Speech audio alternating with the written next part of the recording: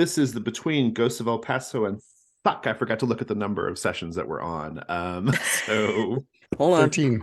Okay. 13. Okay. There you go. This is 13. Okay, cool.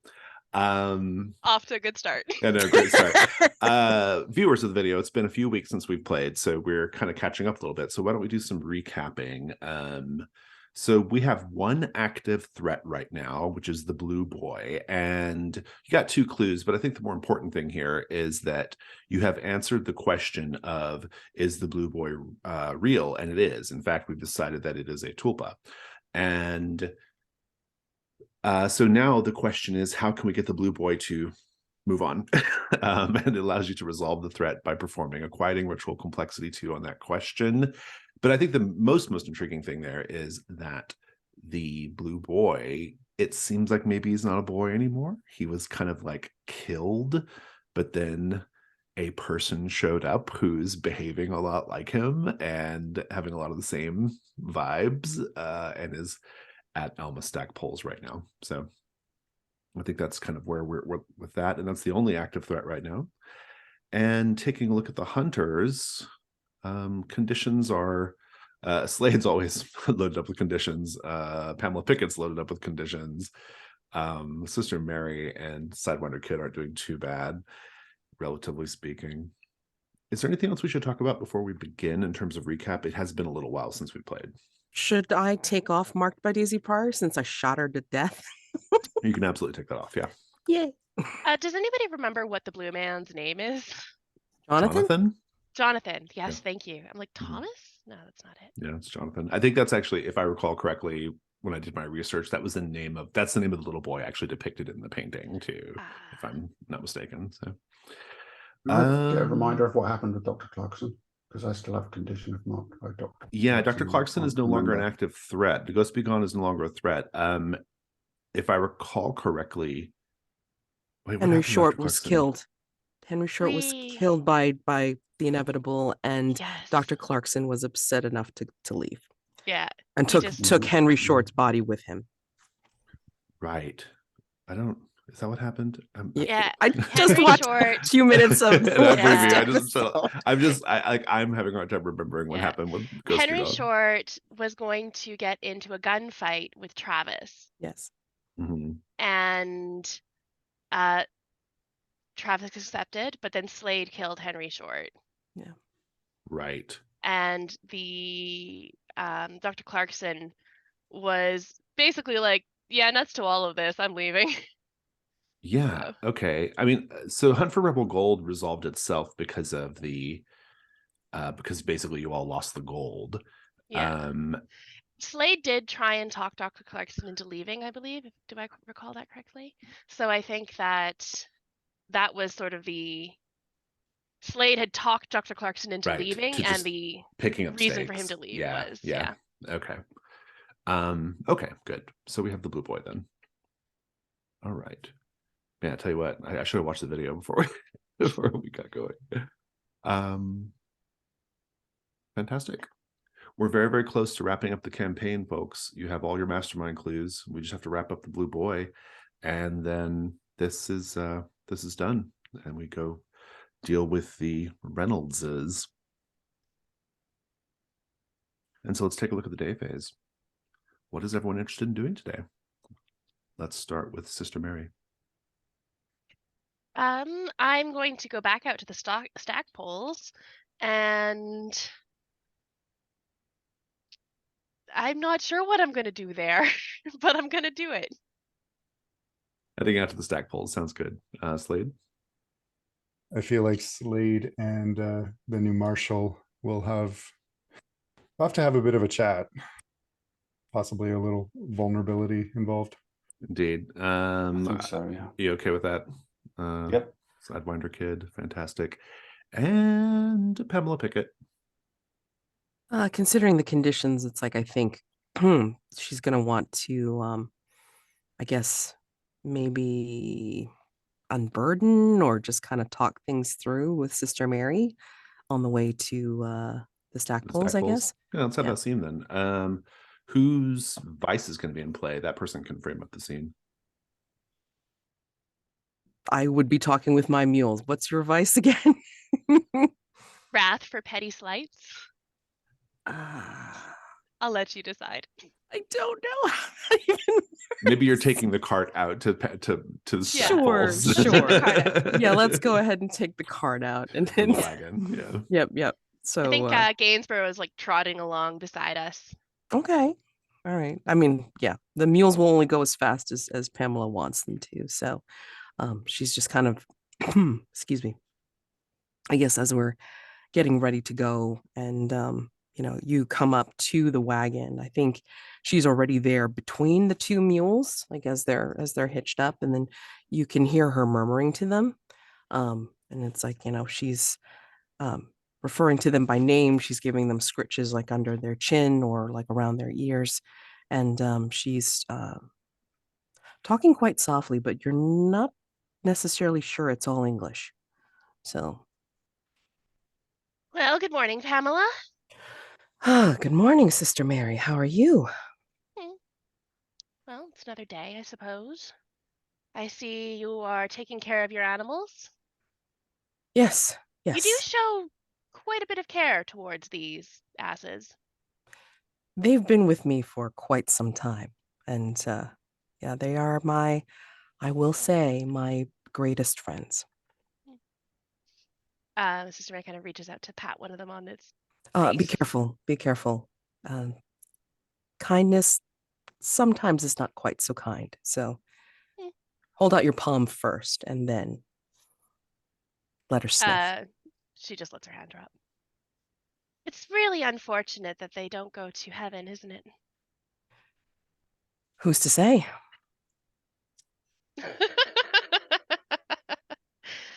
Oh, Pamela. Well, I suppose you're headed out to the Stackpole house.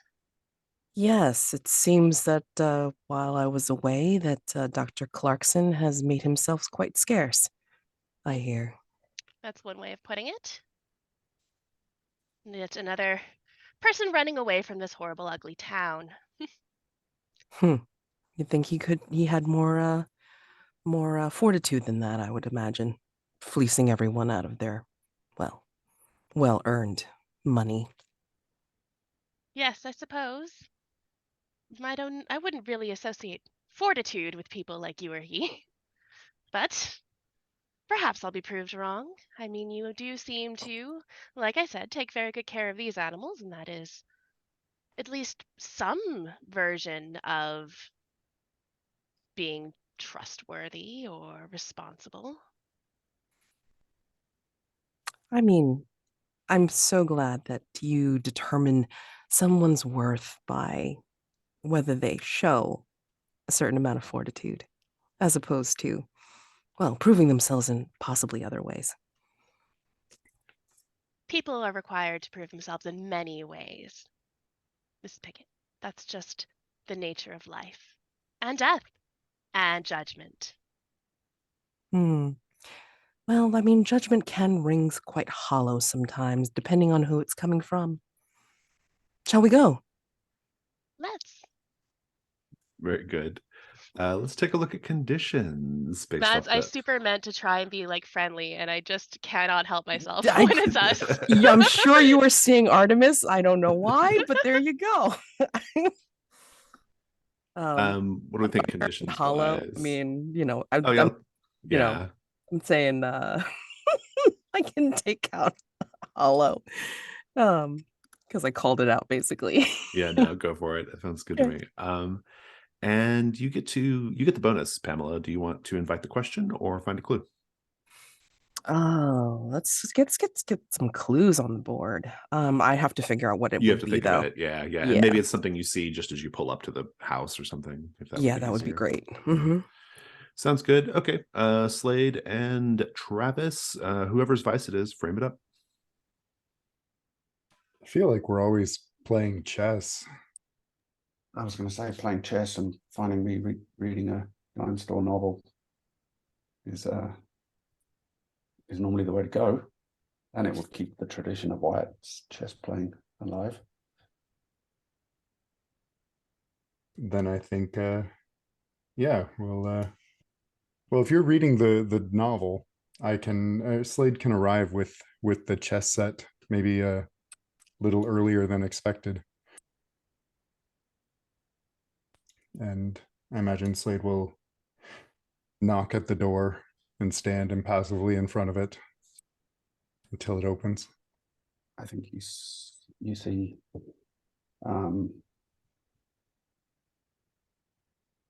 Travis sitting there reading this novel, and if you look closely, you'll see that there's kind of a, you know, the stereotypical Western hill with some crosses as graves on the cover of this book. And as the knock comes, he lowers it and says, "Mr. Slade, is that you?" It is. On in then, I suppose.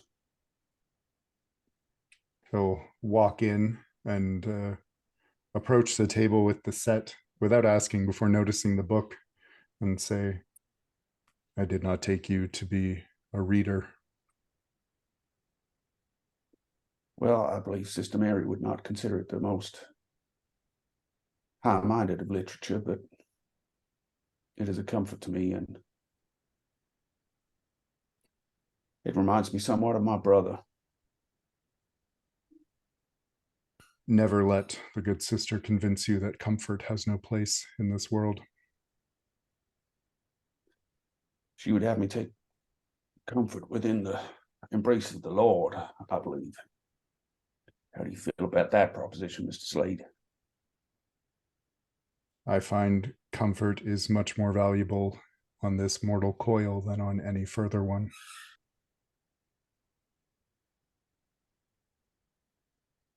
It seems to me you and that further coil may have some affinity with one another.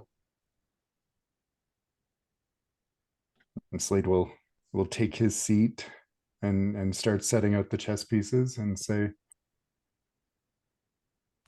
"Does that frighten you?"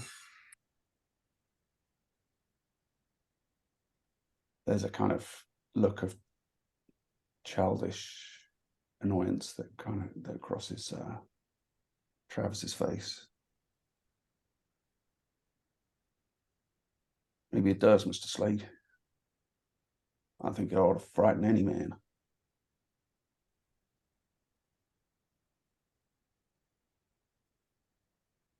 I take my duty seriously, Marshal, and I failed in being present when I was needed most for your brother. I will not fail you. You have no need to fear me.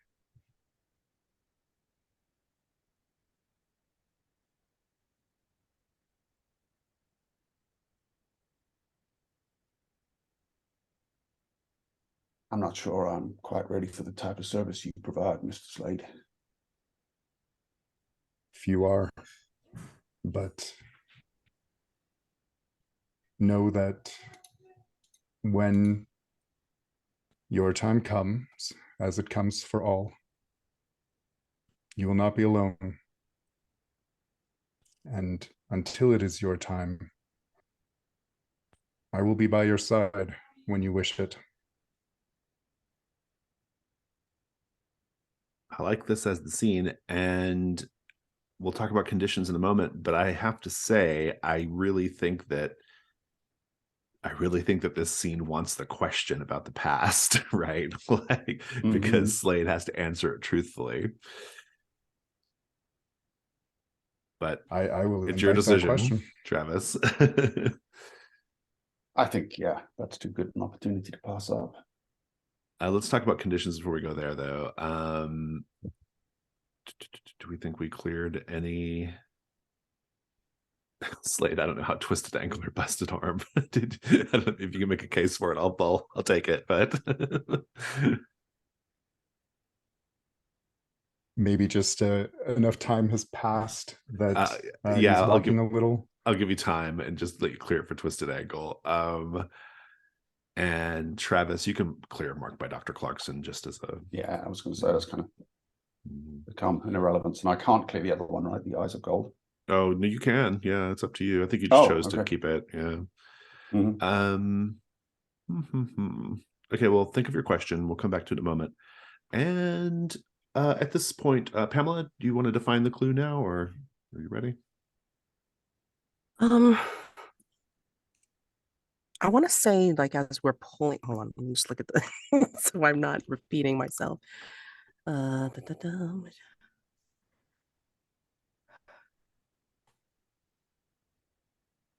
Okay, I'm just looking at the remaining clues that we can work with.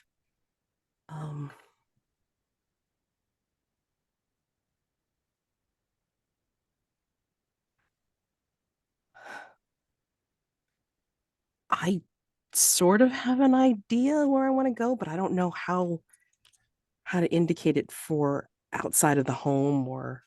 Well, give me the basic thrust of it, and I can maybe help out. Yeah, it's basically on this idea of like if we're trying to quiet the spirit of some sort. I mean, it's got to be something that shows love, like love lasting and not just infatuation. It's got to be something like very, very very solid, either from her husband, I guess, or something from someone that's like it's actually real and not this fake feeling that this thing is trying to I don't know, embody or imitate. I like the idea of maybe the creature has tied a blue ribbon or some other token of its affection to somewhere outside the house. I don't know. That's kind of where my brain is going anyway. Like some kind of like, I mean, yeah. Anybody have any thoughts? I'm going the opposite direction. What if Oh yeah. Mr. Stackpole's ghost is tied to this house as well because of all of this situation? Oh, that's interesting too. I mean, that might be a good like, I like that actually. What's the kind of thing you might notice in the pulling up though to the house? I like that angle though. I might play with it. like either a plaque of the house, pardon, like something indicating like like a nameplate or a statuette or some kind of decoration on the Like house that might have changed. a fancy memorial bench on the way to the house. The memorial plaque is where the Stackpoles first met. They met on that road right there. And I that's why kind they of put like a that. bench there. Yeah, that's cute. I like too. Yeah, it speaks to the idea of like of their love, I guess. Yeah. Because Although then rich people do stuff like They that. do stuff like Rich that. people do Yeah, stuff like that all the time. It's weird. And there was like, and then one of the paint the scenes was, I mean, like, how in the house did you still see signs of him, Right. of Yeah. Mr. Stackpole? So it makes sense that that would be something that would be kind of like the marker going towards the house. I like it. Yeah, that I sounds like good. it. All right, good. So you're at the house now. And Sister Mary, what do you do? Well, Miss Piggott, you do have a certain gift for blabbing. So I suppose perhaps you go to the front door and I'll just nip around the back. They've seen me quite a bit in the last little while. It might be nice for them to see a different face. Certainly, I do have the gift of gab, as it's called, from where Ah, I come from, well, I'm not from there, so. evidently. And she will go up to the door and then just kind of watch as Sister Mary goes off around the back. I think interestingly, Wellington does not answer. Jonathan answers. And he says, I thought I saw your wagon coming up the road, and I wondered if you were coming here, and it seems you were. How exciting. Well, I was kind of hoping perhaps you would, Sorry. Look at me. I'm so foolish. You are Um, not one of the regular servants, no. No, I'm not. I am a guest of Ms. Stackpole. In fact, she's throwing a party tonight in my honor. And Really? I was actually going to go to town to see if you would be willing to be the entertainment for the party. And here you are. It's almost like it was meant to be. Quite fortuitous, I would say. Yes, yes. Do you mind if I take a look? Take a look at. The wagon. Oh, you can look at it from the outside for sure. It's like I have to have some secrets. I mean, some of the spectacle, some of the fun. It's like, all right, all right. Well, then why'd you come out here? Oh, I wanted to actually, well, I had not had a chance to speak with Mrs. Stackpole when her other friend had been so graciously inviting us to come for dinner that one time. And I wanted to, well, apologize and then also avail myself of a different time, not knowing that this party was going to be held tonight. So, Well, you see, she's actually not feeling well at the moment. We're hoping that we oh can no. get her healed up before tonight. She's taken quite ill. In fact, Has the town doctor been by? Has been called?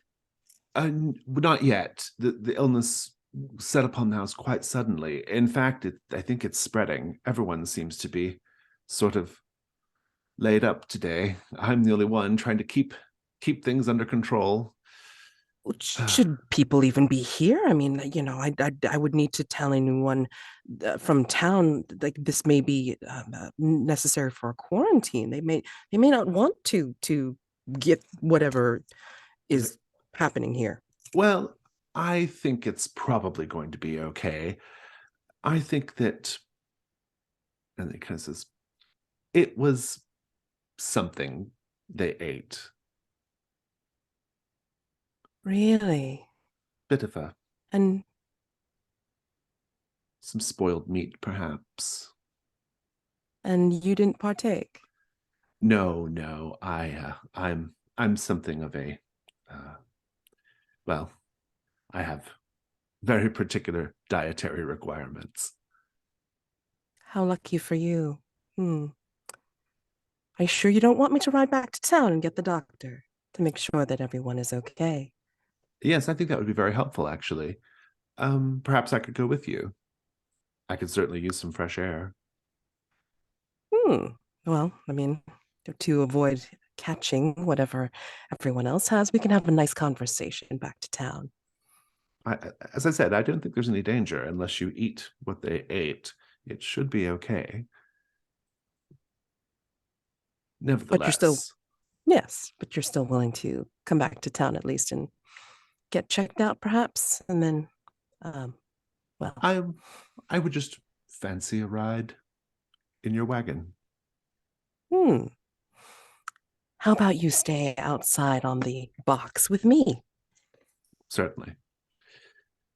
And he kind of steps down to the yard. He's like, "What fantastic mules!" Yes. How do the Loving and mules kindness have been. respond to Jonathan? They they are very well trained in that they are standing fairly still, but when they get a whiff of him, if they get a whiff of him, they have that weird grimace that mules get, like where they're kind of baring the teeth a little bit and like twitching, and their ears are kind of like going backwards as opposed to, flicking friendly. So she's immediately on her guard. She's kind of feeling up her sleeves just in case. He helps you up to the wagon because he's a gentleman, and then gets up himself. He's wearing like kind of a very like almost like a seersucker suit, very light, kind of blue, and a lemon colored shirt, and he has one of those like boater hats on. And he says, "I haven't had a chance to spend much time in El Paso yet, so I'm very happy that you're here to be my my tour guide, as it were. Oh, I haven't been back for quite some time, like about 6 years, and I was passing through then. So maybe we can take a little tour of the town, like a roundabout, perhaps. You Certainly, sure you yes. won't be missed? No, I think it'll be all right until we can return with a doctor. Great. All right. Let's be on our way. And then she'll kind of take a side eye and then see if Sister Mary has like made it inside or made it around the house. Yeah, Sister Mary, you can be inside. Let's paint the scene, everyone. As Sister Mary steps in, what does she experience that indicates the energy in this house is really different right now and bad? Plunging cold as soon as she steps into the house. Hmm. There's a strange smell of rotten eggs and sulfur. I think the crucifix she presumably wears around her neck starts to feel like hot against her chest. Like someone set the color grading inside wrong. Everything is a little blue tinted. Sister Mary, make the day move. What are you afraid is going to happen if you lose your nerve right now? I'm afraid that I'm going to lose my nerve and just turn around and walk right back out. Roll And with this composure. opportunity will be gone. Oh. Where did I say?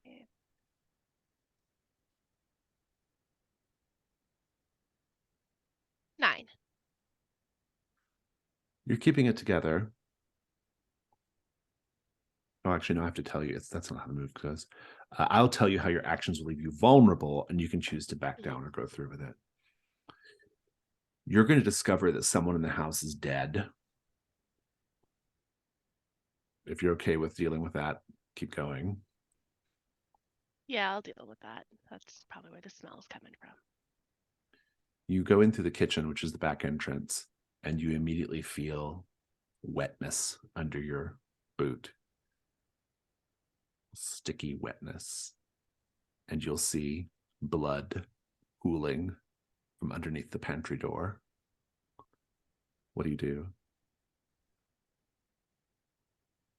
Do the sign of the cross and walk towards the door and open it up. You see Irma Thicket pressed up against a shelf. You smell her first, that distinct smell of onion and tobacco. But then you see she's sitting in a chair up against the wall on the far end of the pantry.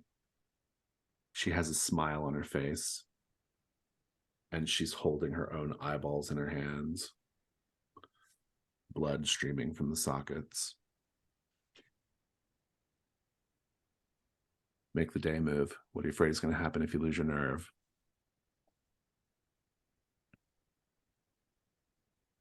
That her soul will not pass on. Go ahead and roll with composure. Ooh, that's a 6. We'll come back to this. Oh, cool. Let's check in with Slade and Travis. We've been gone for a bit. Travis, what's your question?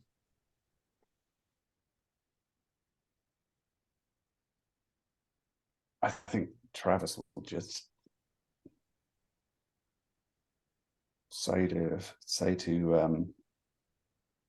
Slade, I think it's about time, Mr. Slade, that you told me just what is it that you are.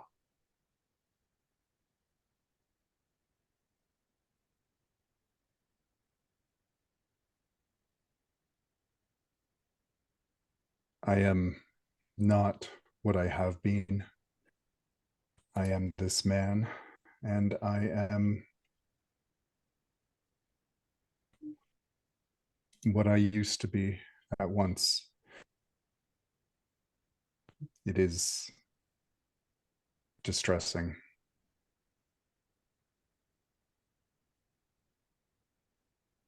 And how did that come to pass, Mr. Slade?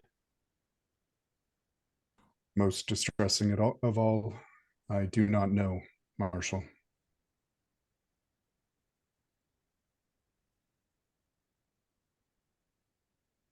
I am doing what I can to make this time, be it short or long, better for those in my presence.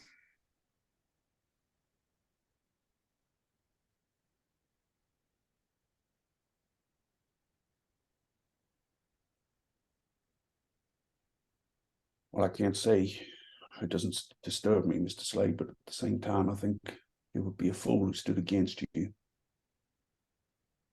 And I may be a fool, but I may be not that much of a fool. It is true that few win against me for long.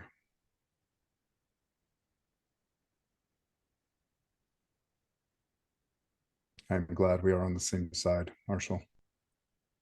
It is an honor to be your friend.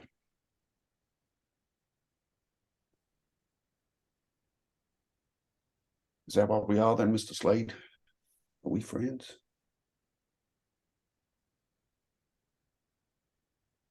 I should like to think so.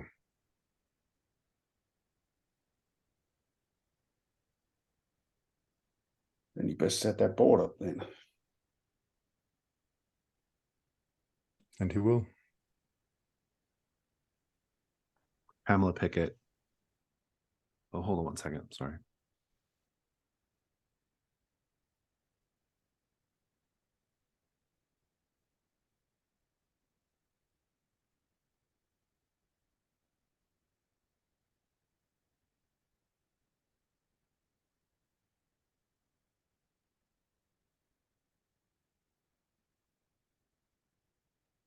Pamela Pickett. Once you get a little bit of distance from the house, Jonathan leans over and goes, "Oh, thank goodness. Thank goodness you got me out of there. It's Mrs. Stackpole. She's gone insane. Really? How? I don't know. Seeing me triggered something in her. She's madly jealous at anyone who lays eyes on me. What will happen when I return with you and the doctor? I mean, this seems rather scandalous. We aren't going to return with the doctor. We're going to return with the marshal. She's done terrible things. Tell me what? Meanwhile, Sister Mary,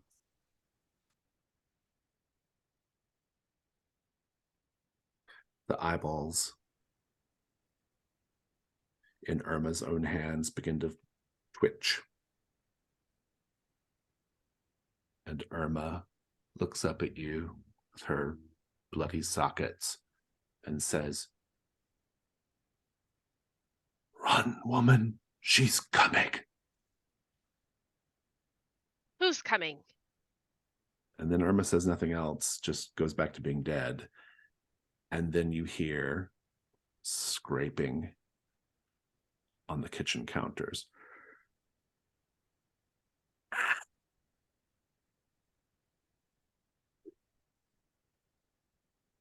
Something being dragged on stone. And the pantry door is behind you. So I can only get out through the pantry door, correct? That goes into the kitchen? Yes. I'm going to hide behind the body. Very good. I think the door is closed, and you see the shadow of someone standing on the other side of the door. And a voice says, "You've come to take him from me. I know it. Well, I won't let you. I won't let you." He's for my eyes and my eyes only. Let's see what the cat dragged in, shall we?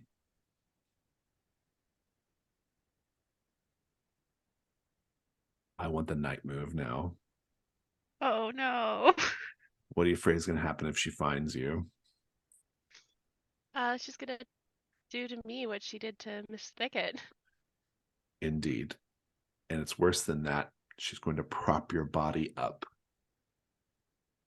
where the rest of the Vigilance Committee can find you.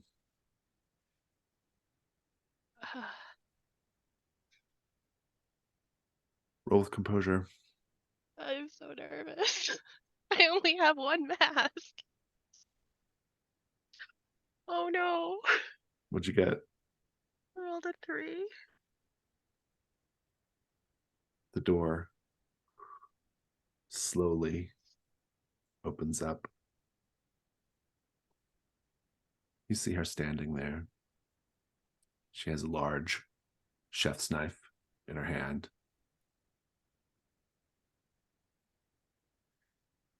When she steps in, I thought I lost everything when I lost my Melvin.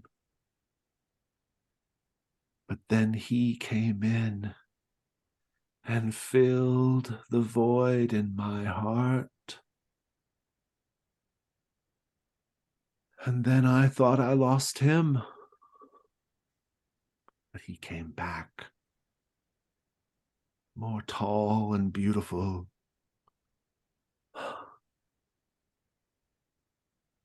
And worthy than I ever could have imagined. And no one is going to take him away from me again. She walks deeper into.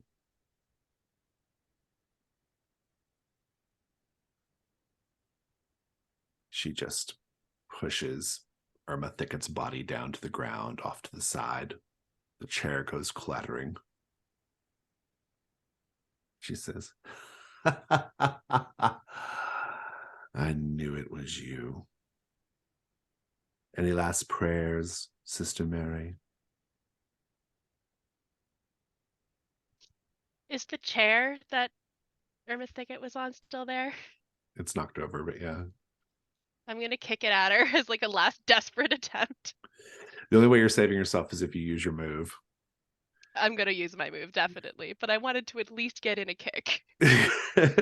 before I die horrendously. Yeah. Your move is Fallen, if I am faithless. Yeah. Yeah. If you would be Yes. struck dead and you were not pious, which I'm not, you can instead narrate a scene where you're miraculously saved and then take the condition pious. Pious can only be cleared with move, but not forgotten. If you didn't use the move, she would go straight for your left eye with the knife and carve it out, and then carve out the other. Cut your throat. And then make preparations to deliver your body to town. But instead, the Lord answers your prayers, so give us the scene. I do kick the chair, and it kind of just goes spinning wildly. There's nothing the chair can do to really stop this woman who is, I mean, old, but sort of in a weird, deranged state. She's only like in her hesitate to use that word. she's only like in her 40s anyway. Yeah, that's old in El Paso. Yeah, in El Paso it is. Yeah, it's true. I think then the body of Irma Thicket rights herself and stands. The eye sockets that were empty and black and bloodied, they're still streaming blood, but now they glow with a yellowish white diamond glow. And her neck, where there's the gash, has that whitish glow as well.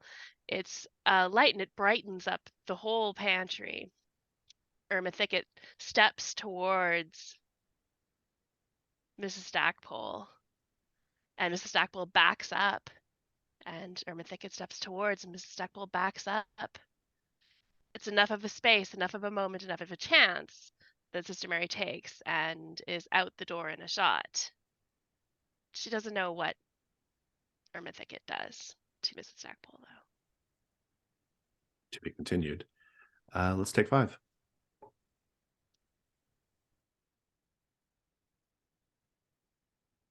Slade, what are you going to do once you're done with Travis?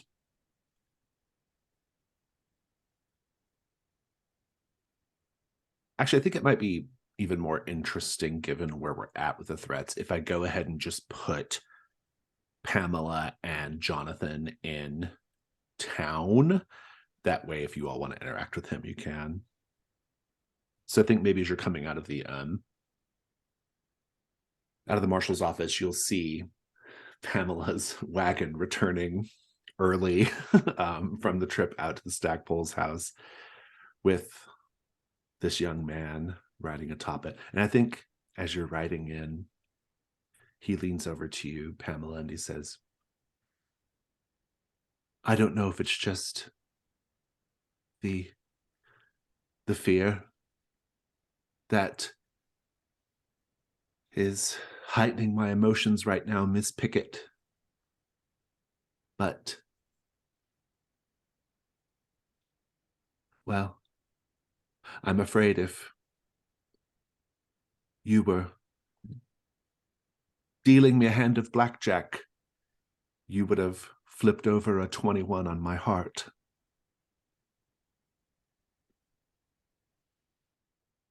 Tend to like the suit of spades myself, but just for say, you wouldn't be the only one or the first one to tell me of such things, but you must try to rein in your feelings in such a dire circumstance. If it is, as you say, that she has gone more than a little awry, I think we're going to need to stay practical, stay composed in this time. Slade, There's the marshal right now. Yeah, Slade and Travis, you'll see Jonathan leaning over to Pamela, making lovey-dovey eyes, right, in the wagon. At the, they're on the outside riding it. And what do you do?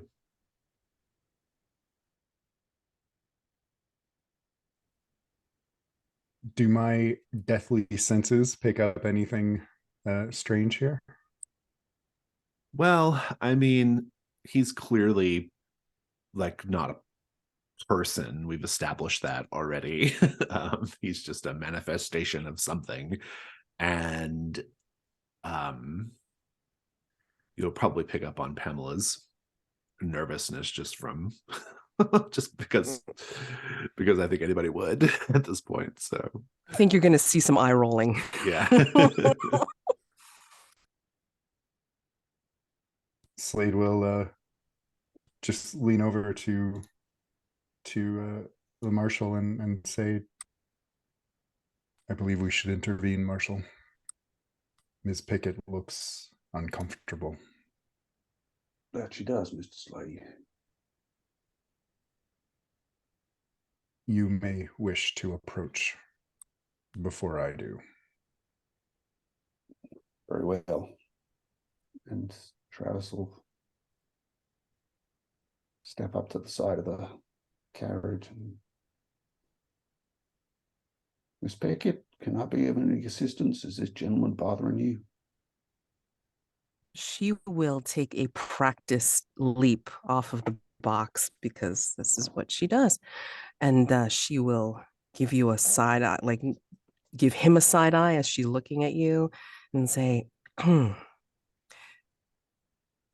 he has come from Mrs. Stackpole's house. And it seems Mrs. Stackpole has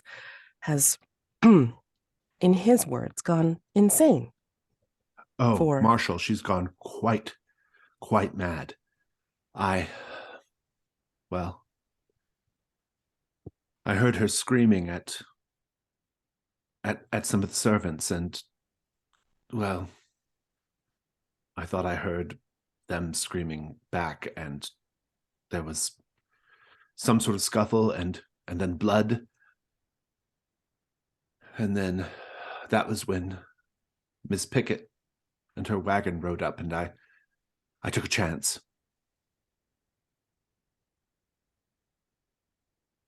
He seemed rather calm when we approached.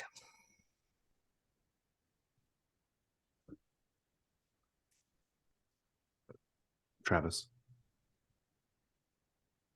You feared for your own safety, sir? Yes. I ran to the door, and I pretended like everything was okay, and then I got the heck out of there. And where do you intend to go now? Well, I think we should go back. I think you have to arrest Mrs. Stackpole. And you wish to accompany me? Well, I was hoping that you might do that in your capacity as a lawman, while Miss Pickett and I, stroll Santa Fe Street and take in the sights. I think this has been brought to the Vigilance Committee's attention, and I, as part of the Vigilance Committee, would prefer to accompany the Marshal in case he needs backup. Indeed, Miss Pickett, I would value your input. Well, would you prefer to be left in a cell? I'm sorry, your name was Jonathan? Yes, my name is Would Jonathan. you feel... I can certainly come back with you. Well, I'm afraid if she lays eyes on me, it will cause her to explode into a most terrible frenzy, and I don't want to be responsible for any violence that might occur. I think perhaps it may be best if you remain here and allow us to investigate. Perhaps I could stay with you, sir, he says to Slade. Slade will kind of look at the other two members and say, I suppose. I'd appreciate you keeping an eye on this gentleman, Mr. Slade.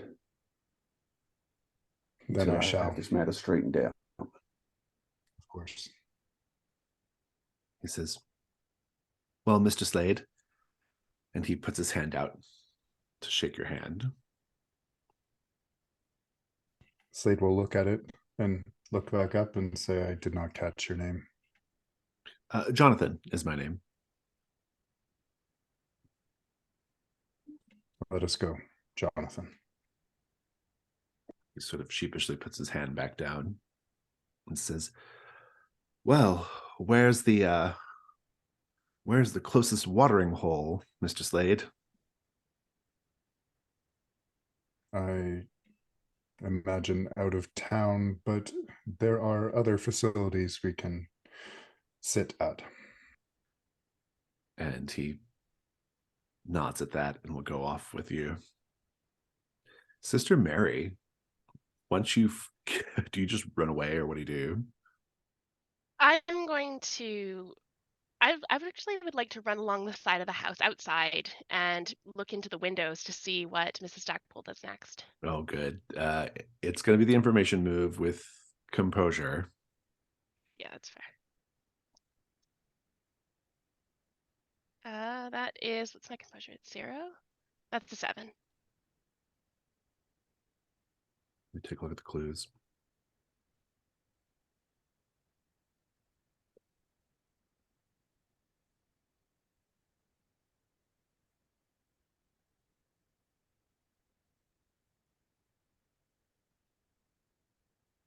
You look inside,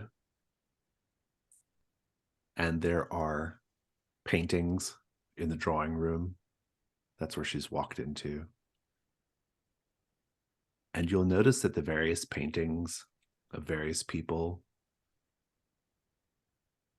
not just paintings of the Blue Boy, though there are some,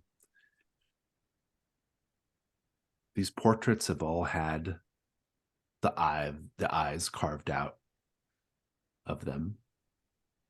Just holes where the eyes would be. And she takes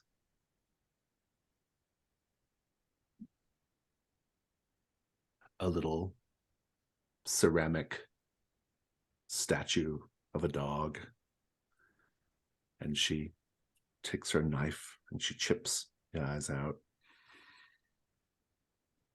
That's your clue. But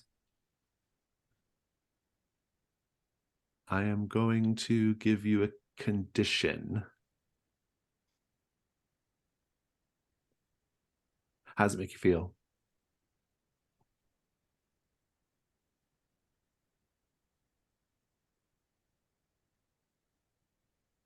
Unnerved. This is clearly just another reason why this town is cursed. Yeah, you can take unnerved Another as a effect condition. of that. Yeah. What do you do then? I'm gonna creep along the house and peer in more windows to see if everybody else is also dead. Oh, very good. I think it's only Wellington though that's in there. Wellington, and there's a maid too, Jenny. And a maid, yes. I'm Yeah. gonna see if I can track them down without going inside. Yeah, it would just be whatever you can see on the ground floor. Go ahead and make an information move with composure again. Ooh, 10. Nice. I'll give you a clue when we get back.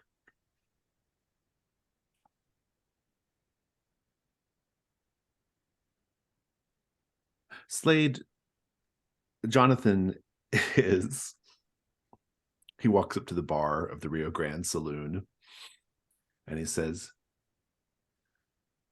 "Good afternoon, good sir.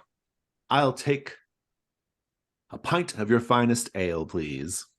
And the barman gives him a funny look and goes to get him beer. And he turns back to you and he says, "So, shall we sit at a table or here at the bar?" A table. Good. I have to say, Mr. Slade, by looking at the other patrons here in the establishment, I feel like perhaps I am a little bit overdressed.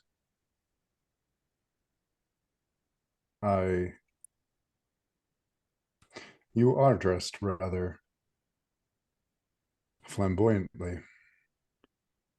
Well, that's one way of putting it. I just think that, well, you always want to put your best foot forward, don't you?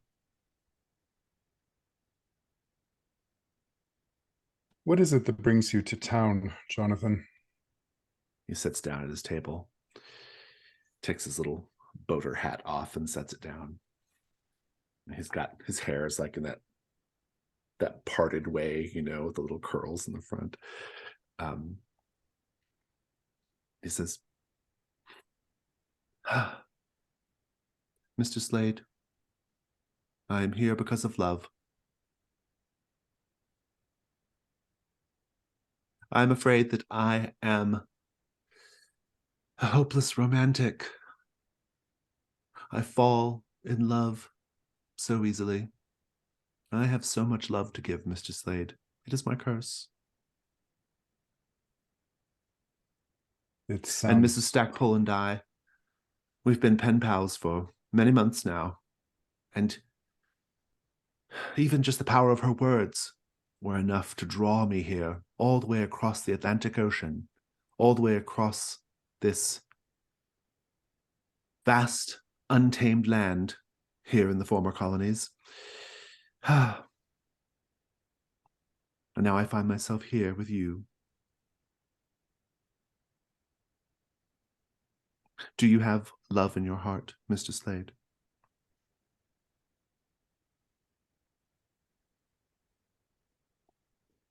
I suppose, in some capacity. Yes, yes. But yes, that's the whole story. I believe that is not true, Jonathan. Oh, Mr. Slade? The timing of your arrival is suspect, and the sensation around you is abnormal.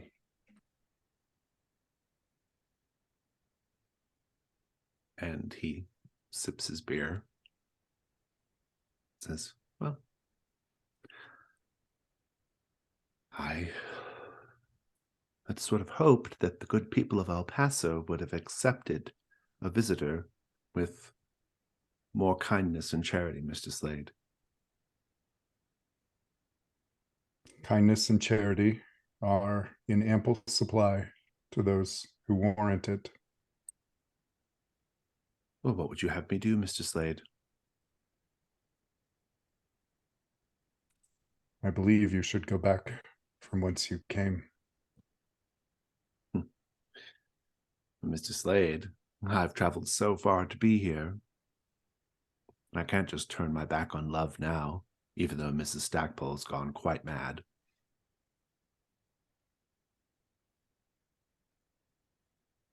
We will check in on Mrs. Stackpole, and she will be taken care of. You need not worry about her. I would be worried about your friends. They are going into a very dangerous situation. I fear that Mrs. Stackpole, she will not tolerate anyone who she thinks is vying for my heart.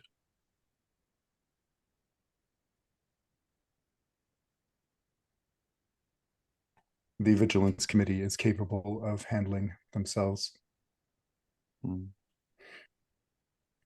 Jonathan, I believe you mean harm to the people of El Paso. Oh? If you mean I might accidentally break a few hearts while I'm here, well, I can't deny it. It is something I have been known to do. A fish has to swim, does it not, Mr. Slade?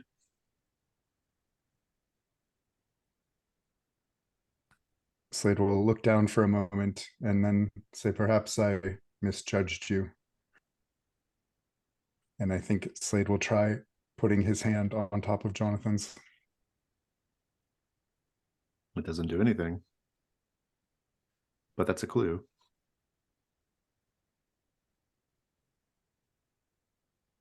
And when you touch his hand, he says, Mr. Slade. And he puts his hand over your hand. He says, I thought I sensed something there, but I wasn't sure. Didn't realize we were so progressive all the way this far out west.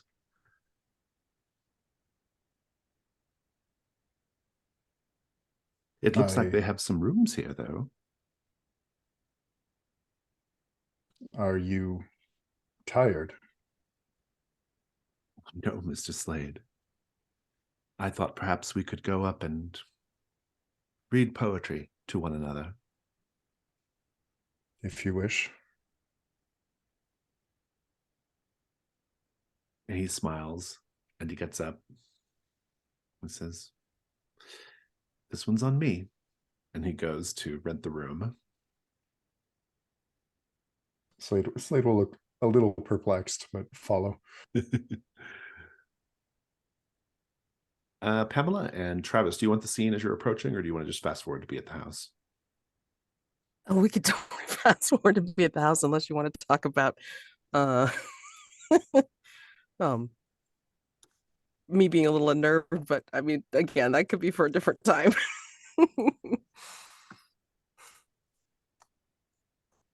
Yeah, let's just wrap this up, shall we? Sure. I think you will arrive and you'll see Sister Mary poking her face through windows. Well, no, because probably more time than that would have passed. I think I'll give Sister Mary her clue, and then you'll meet her on the road. I think that sounds timing wise probably the more right thing. Let's see. What do you see? What do you see? Let me see what clues you already have so I don't double up here.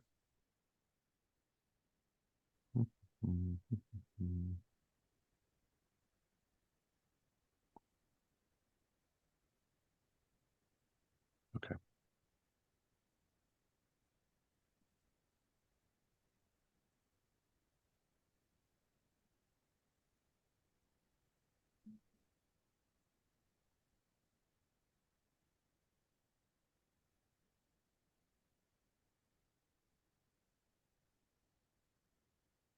You look through one of the ground floor windows.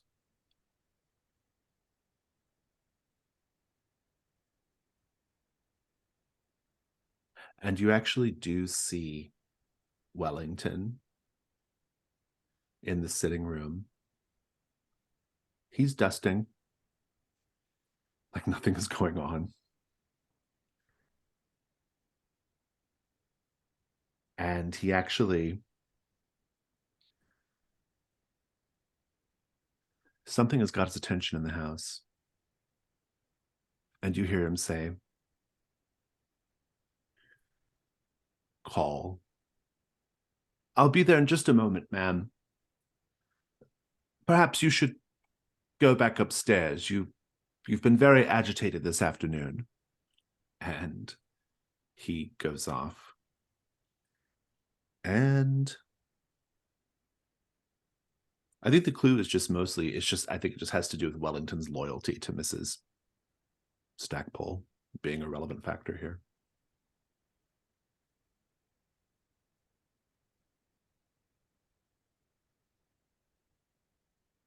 And then fast forwarding a bit, you're on the road and you meet with the other two.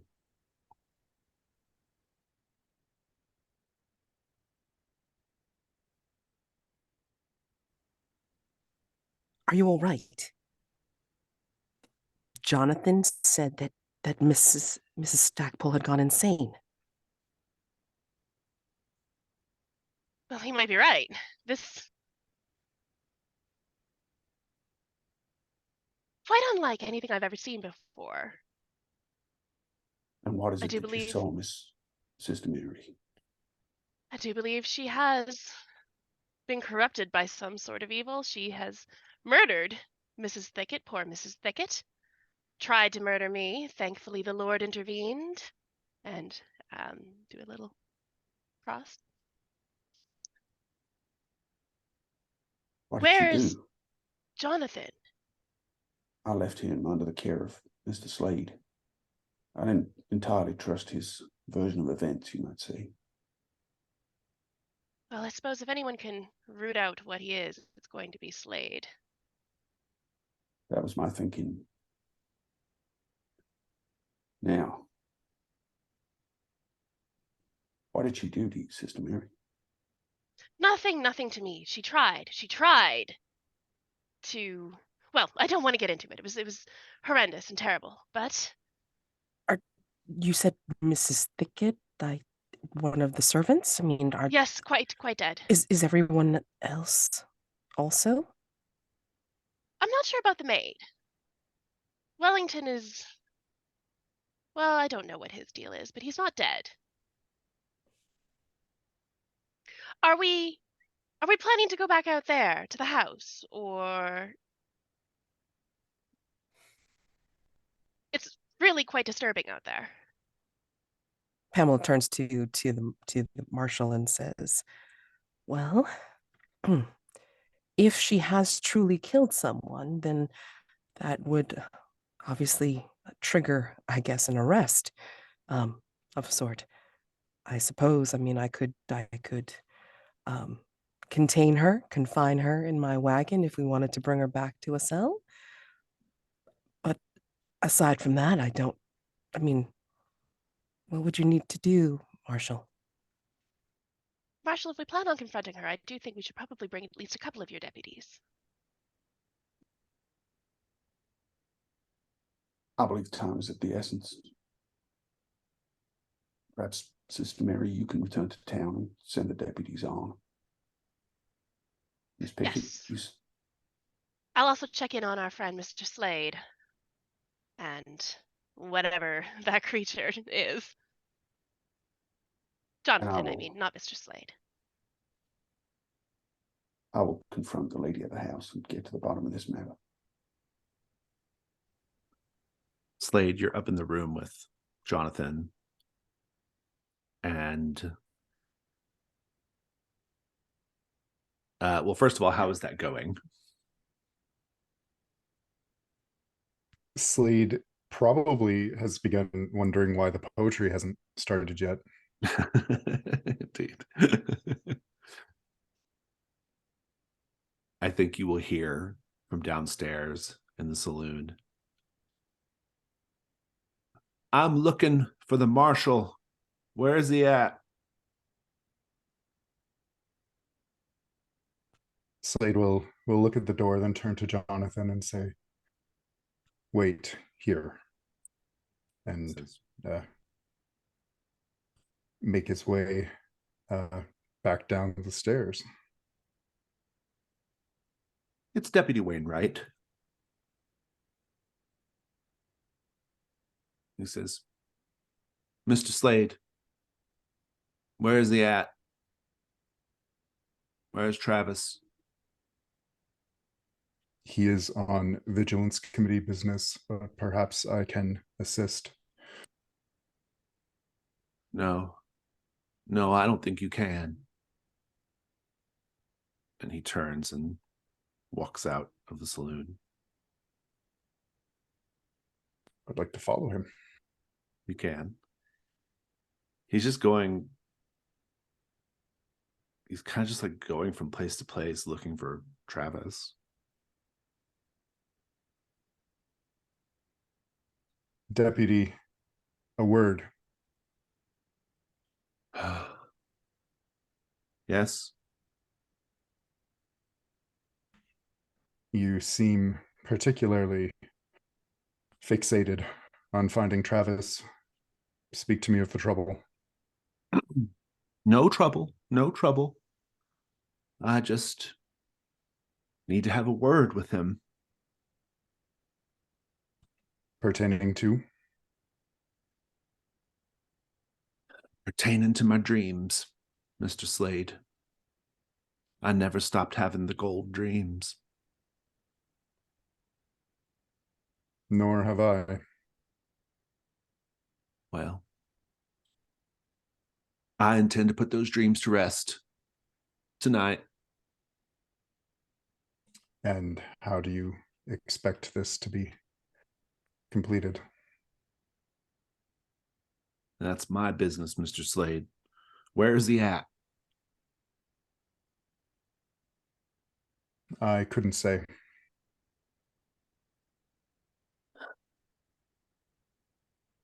And he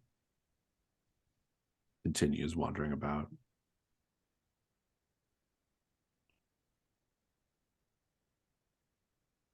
Kind of file that one away and start walking back to the hotel. Indeed. Oh, also, is the clue of touching Jonathan a capital C clue or just a context? It's capital C clue, yeah. That's part of your move. If you touch someone and they don't die. He's not technically a side character, but it's close enough for our purposes.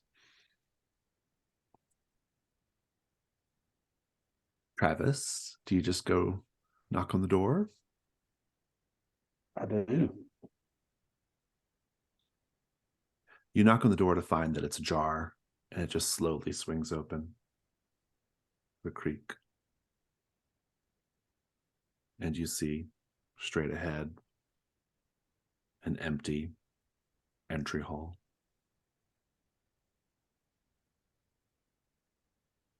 Hello? Is anybody at home? There's no answer.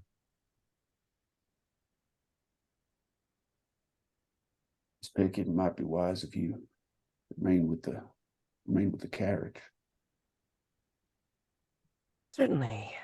I We'll am. take a look around inside here. Do you want to have a signal just in case you need backup? If you hear a gunshot, you can assume that things are taking a turn for the worse. And your order if that happens. I would advise you to stay out of the matter. I can handle whatever is in there. As you wish.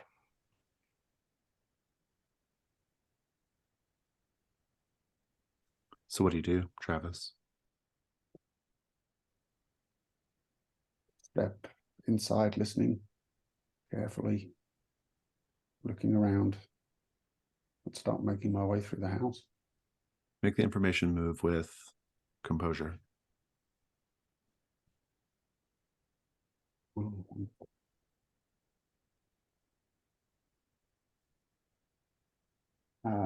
An 8. No, a 9. I'll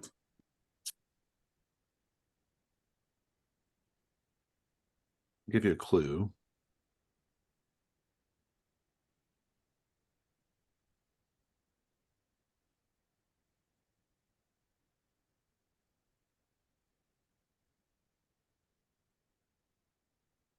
You see some letters on a side table that indicate Mr. Rushmore from the tin mining office has been working out a deal to sell the tin mine.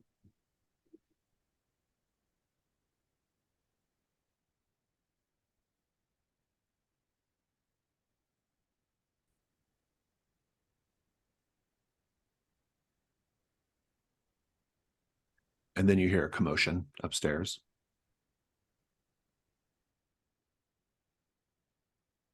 I will make my way upstairs. You hear some kind of commotion in one of the rooms. The maid, Jenny, she's crying out, "Mrs. Stackpole, please, please, I didn't do anything. I didn't do anything." And you hear Mrs. Stackpole, "You've had your eyes on him ever since he came through that door. You're jealous of me. That's what you are. Just a jealous little girl. Well, you think because you're younger, you think because you're so tee-hee pretty that you're going to be able to steal him out from under me, but you're not. No, you're not. Please, Mrs. Stackpole." And there's like a commotion. Yeah, Travis will just immediately burst through into that room. Day move. What do you afraid is going to happen if you fail?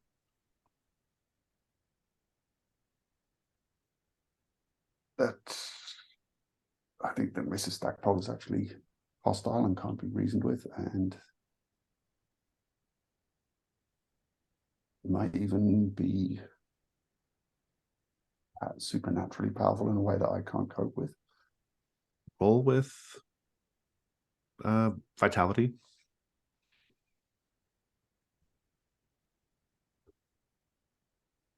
Eight. I have to tell you how you'll be vulnerable. You'll save Jenny, but Mrs. Stackpole will attack you.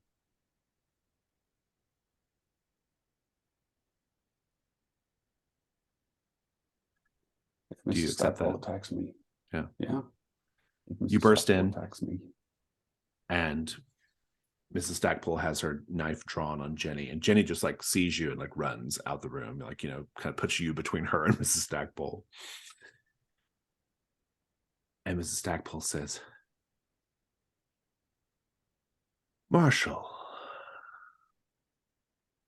I have so many visitors today. But I know why. I know why. I'm glad to see you know who I am. Mrs. Stackpole, and I believe you know why I'm here. Oh, do I know why you're here? Mrs. Thicket, Huh. I heard a disturbing report. Oh, did you? Well, I haven't laid eyes on Mrs. Thicket all day. Is that so? Yes. Perhaps we can go look for her and ask her She says, and she kind of if gets she close to has you. anything to report. She says, how do you plan on going to look for her, Marshall, when you don't have any eyes to look with? And she slashes the knife across your face, or tries to. What do you do? Push her back, draw damnation, and shoot. You can finish her. Describe it.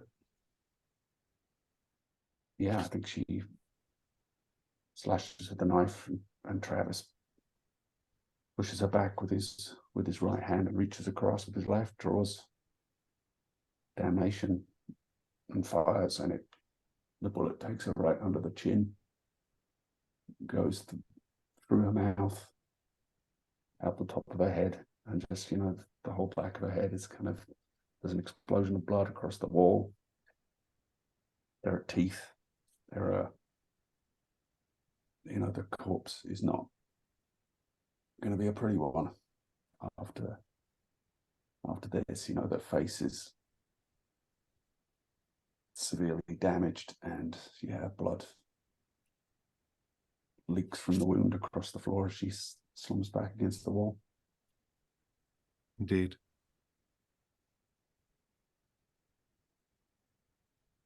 And I think that will wrap the day phase. So I think you have a question to answer. You have plenty of clues at this point. The idea is, how do we get this manifestation, the blue boy, to be gone, to pass on, to leave, to be exorcised? Why don't we take like a 10-minute break so you can think about it, and then we'll come back into the dusk phase. Okay, it is the dusk phase. Let's go ahead and take a look at what we got to do here. That cursed mission is in play. I will tell you that right now, Travis.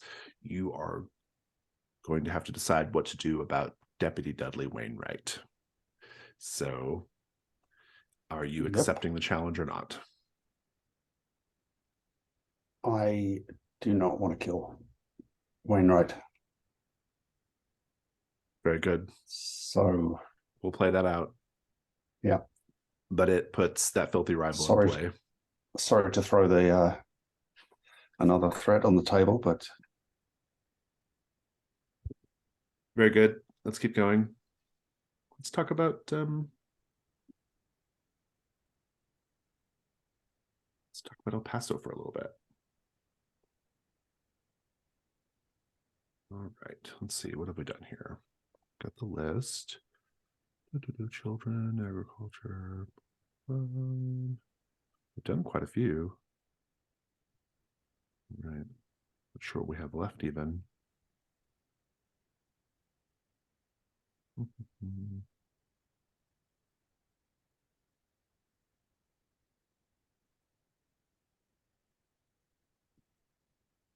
It knew we were coming to the end.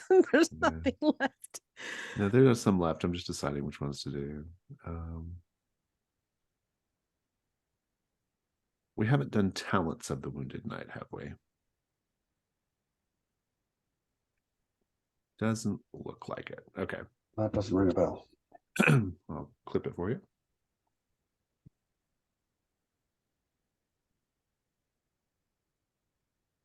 That's not what I want. Hold on.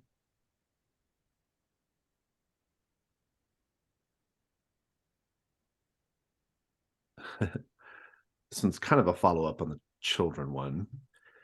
It says, children born during the Wounded Night manifest strange abilities upon their 6th birthday. So these are the kids born the last Wounded Night. How do the townsfolk subtly or not so subtly try and repress these wild talents?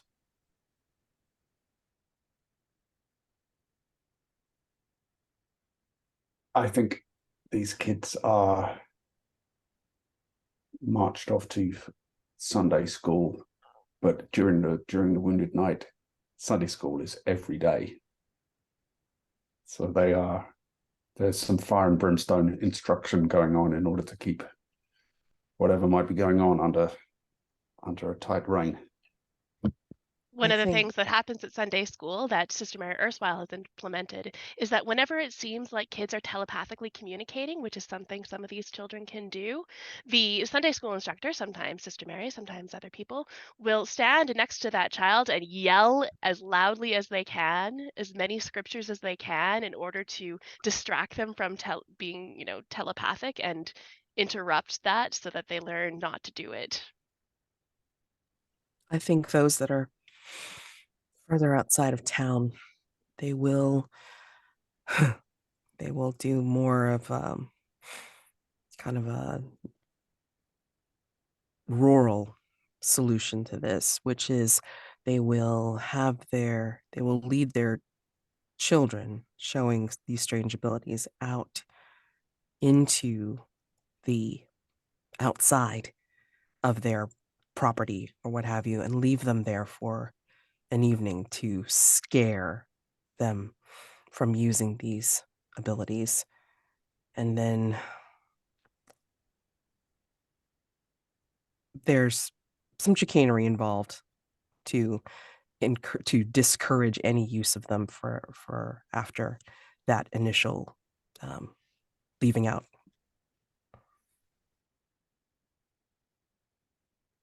You'll often see children when they are allowed to be seen during the Wounded Night with their left arm belted to their side, just to prevent them from doing all that strange writing that seemed to happen without their interference. Let's talk about answering a question.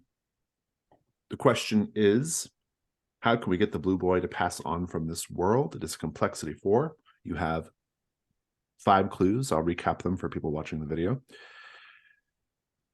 The creature has appeared before and may have been responsible for Melvin Stackpole's death. Under the bed, meaning the blue boy's bed, the deed to Alma's home and ownership of the tin mine were under the bed. Portraits and sculptures have had the eyes crossed or gouged out. Slade touched Jonathan and nothing happened. And letters indicating the tin mine is to be sold. An interesting array of clues. They may not all be useful to answering the question, but nevertheless, who has a theory?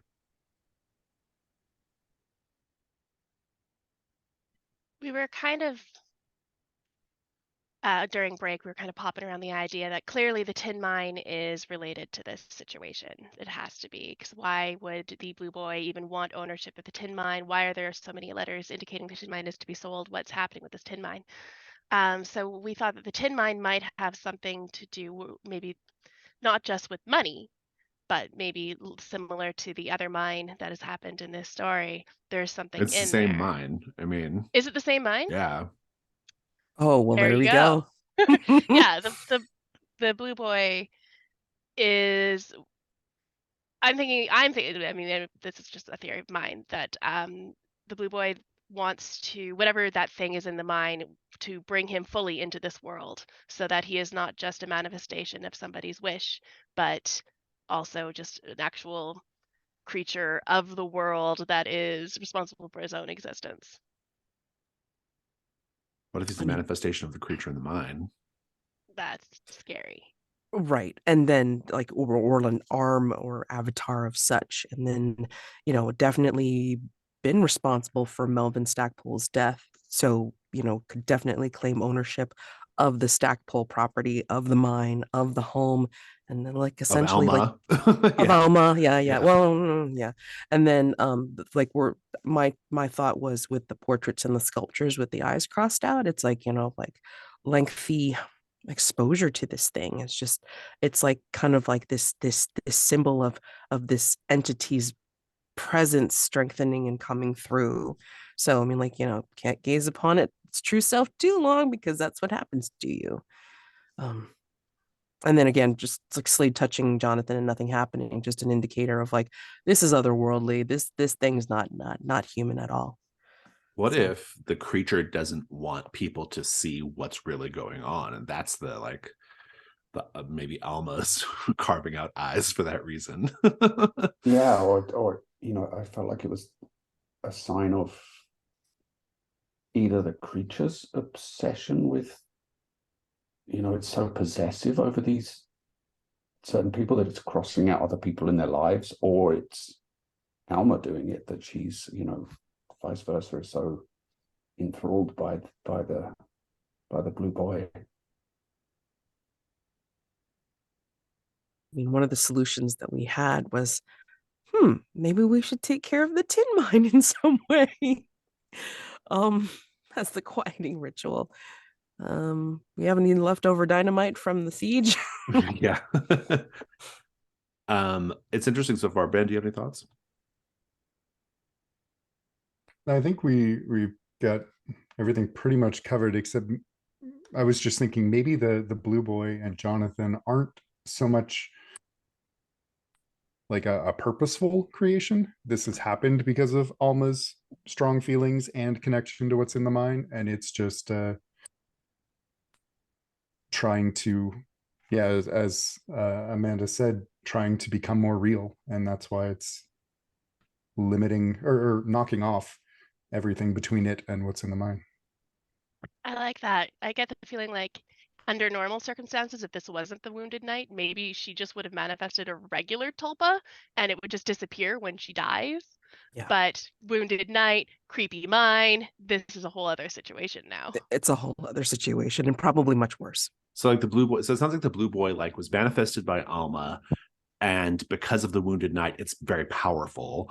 And once it realizes what's going on in the mine, that there's like a creature in the mine, which we've established in this campaign already,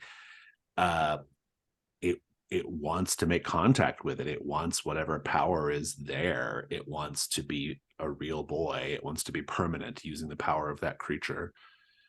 It's a really interesting theory. I think honestly, it covers basically all of the clues. If we were going to say that this tulpa, because all of it, because most of the clues, I'm sorry, one sec. Most of the clues speak to the idea of the creature trying to gain control of the mines, right? Like knocking off Melvin, the various dealings, involving the mines, and deeds and things like that. And then I think the portraits and sculptures with the eyes, to me, it just feels like almost like symbolic, like now that I've got what I want, I'm just going to use Alma to sort of get rid of the people who can see what I'm really doing, and I don't know what the Slade touch has to do with it, but I think that's the part where that's what he's going for. It's just another indicator that this creature has one foot not on this plane. If they were fully on this plane, Slade's touch would have killed him, but it didn't. And it's just another it's evidence that he's still working. Yeah, okay. All right. Yeah. I like it. Does everyone like this as a solution? Yeah, I was trying to figure out some kind of tin being something that fairies can't I don't think we've really established what's in the mine. I don't the thing on the mine called Slade Cousin. I remember that, and so that indicates it's really old, and it knows what Slade is. And then you sacrificed the Ghost Riders to it. I remember that. I don't think we really otherwise said like what its deal is too much. I don't think we defined it too much. If this tulpa with increased power or more manifestation because of the wounded knight is trying to work a deal with this creature, the entity in the tin mine, I mean, you know, possibly the thing that we need to do is sever it somehow from being able to get that control and that connection fully with the entity in the mine. But yeah, I mean, like, you Destroy know, the mine. that I mean, collapse the mine. we were 100%. thinking that, but I mean, again, if we can't do something that severe or like covering the entrance to the mine or blocking it off somehow, but again, like some kind of block to prevent this thing from manifesting even further and gaining more control and power. So Yeah, I mean, I think that's the answer, right? Cutting off access to the mine seems to be the answer to getting the thing to go away. Does everyone agree with that basic premise, at least, that that's how we have to do it, regardless of how the mechanics of it, or regardless of the physical mechanics of cutting off the mine? The idea is the mine is the key, right? yeah, because I mean, if it was Alma, then it would have gone away stopped or already, done right? something Yeah. when with her death, Yeah. but it's not. So okay, who wants to roll it? +1. want me to? Go for it. Go for it.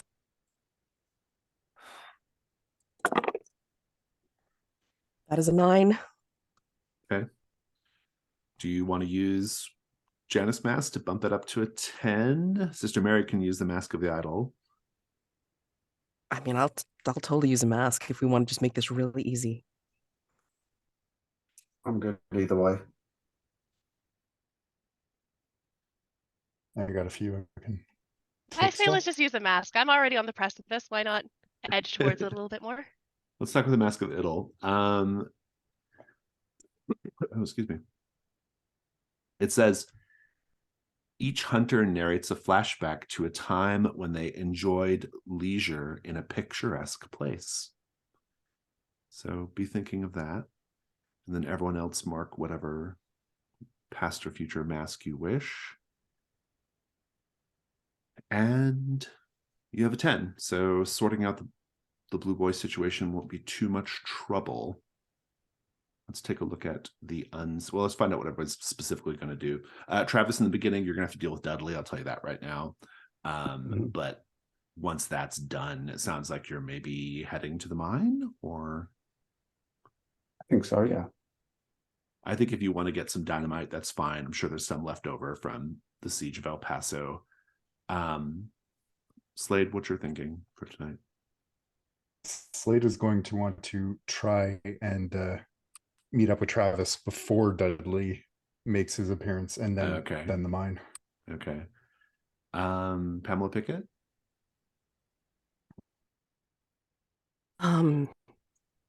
Definitely help out with the mine. Yeah. To try cut this thing off from gaining more control, I think. Yeah. Just trying to figure out how. Sister Mary, what are your thoughts? I think I'm going to go to the mine as well. I think I'm actually going to go a little bit more on the lookout to make sure nobody will come in and stop us from what we're trying to do, like Mr. Rushmore or anyone, because that would be really bad. But also at the same time, I understand that El Paso doesn't want us messing with their mine. Indeed. Okay, we'll get the scenes sorted out when we do the night phase. Okay, let's talk about the unseen. Tonight's unseen is going to be...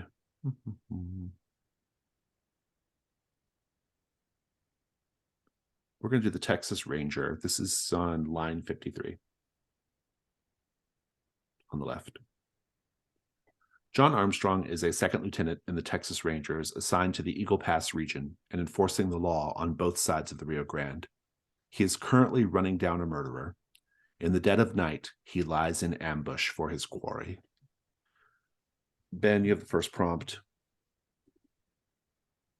Everyone does.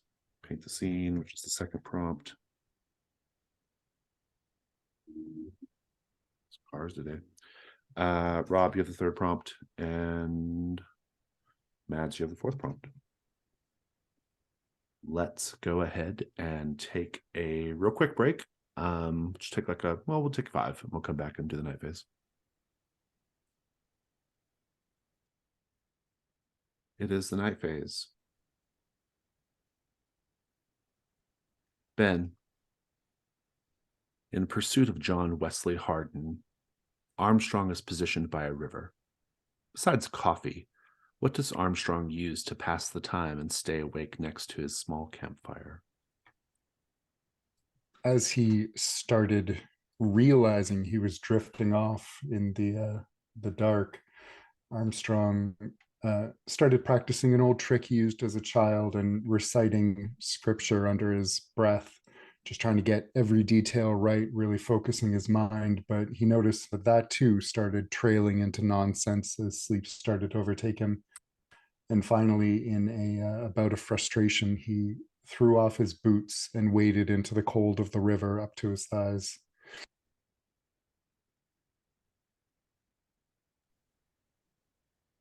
Slade, you said you wanted to talk to Travis. Yeah, I imagine Slade waited at the window at the hotel room, keeping Jonathan from causing too much trouble, but also hoping to catch Travis as soon as he reached town. Yeah, you could do that. So as the carriage approaches, Slade will, as politely as Slade does anything, excuse himself and rush out the door. Marshal Walker, a word. Mr. Slade, how can I help you? There is a being. I believe you are familiar with her. I believe she is meddling once more. Speak plainly, Mr. Slade. What is happening here? The deputy seeks a solution to his dreams, and I believe it includes you. Like the child.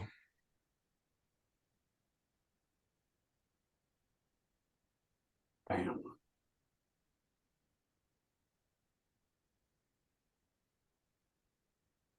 Do you wish me to take care of it once more? No, Mr. Slade. No, Mr. Slade, I do not. Are you certain?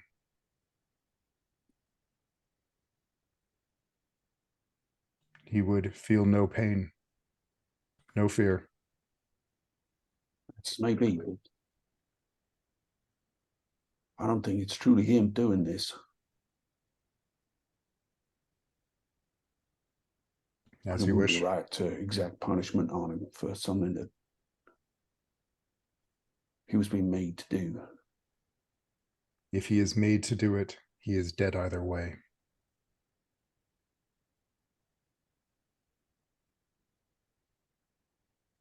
Not necessarily, Mr. Slade.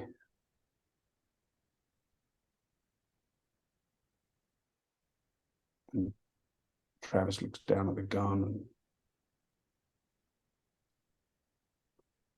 this thing's caused a lot of harm. A lot of harm.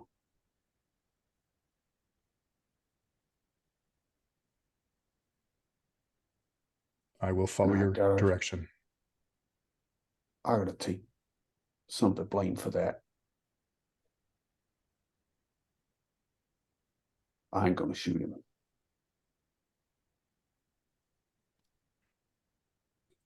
If you are certain. I worry the consequences, but know that I will be by your side, whatever they may be. Travis just nods. Let's go over to Pamela Pickett, actually. Pamela, you were on dynamite duty during the siege of El Paso, so you might be best positioned to be bringing a load of dynamite in the wagon up to the mine.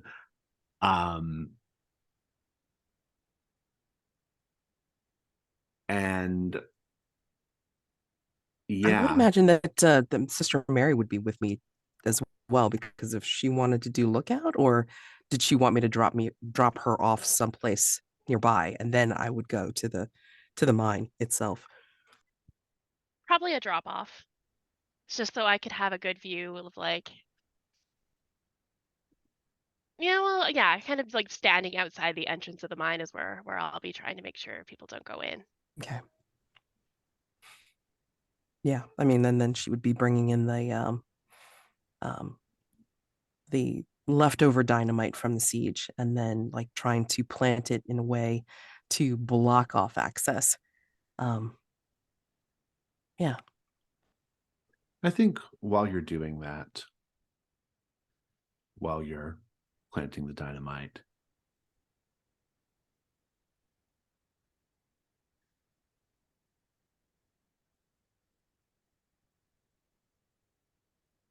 you're actually approached quite suddenly by someone. I mean, I think probably you had to get into the mine under some pretense, and I'm not interested in role playing that, so we'll just fast forward and say you were able to. And you hear someone at the mouth of the shaft. You can't quite make out who they are. The shaft is too echoey for you to pick out their voice, and you can't see them. But they say, "It's been a long time, Pamela." Who's there? Oh, I think you know who this is. There's things to do tonight. And unless you want to, well, be part of the show, I would suggest getting out as soon as possible. This person, whoever they are, they start walking toward you. Sister Mary, where were you dropped off? Just outside the mine, Kind of a down little the bit hill. further. Yeah. Try and stop anybody from going up into the area. Oh, good. Yeah, I like that. I think you will see young Master Jonathan coming up on a horse, and he says, "Oh, hello again. Jonathan, is it? Yes, you are Sister Mary." Yes, I don't know how I forgot. You had such a striking introduction, and well, What? I regret the ending of our meeting. Oh, Would you mind staying and chatting with me a bit? well, I Lady out here in the dark by herself. Sure. I am somewhat in haste. I don't know if you know or not, but right before she had her little break with reality, Mrs. Stackpole and well, I think she was ready to be done with the mine. And Oh, I'm the new owner of this lovely hillock, as it turns out. how exciting for you, a young man like you. What a promising future. Yes, well, I think there comes a time in every man's life when you want to strike out, and strike out and really make a name for yourself, really see what you're Of made of. course. Of course. Man like you, with your young vigor, you could make such a name for yourself. Tell me, what are your plans? And he will be delayed while you chat him up. Let's go back over to John Armstrong. Everyone, even though his occupation requires him to travel by horse and on foot in the wilds of Texas, he is somewhat of a dandy. Describe Armstrong's preferred attire and how it is currently being ruined as he douses the fire and prepares his ambush near the muck of the river. I think he likes embroidered shirts of a finer material than most rangers would, I'm sure. But I mean, he does like his little accents on the shirt itself. And as he's dousing the fire, and well, even like when he threw off his boots and like waded in the river, I mean, I think, you know, he's trying to do it hurriedly. I think he like, gets some ash on it, or gets wet or something. I mean, it's basically where he's trying to be in a hurry and he can't be very careful. So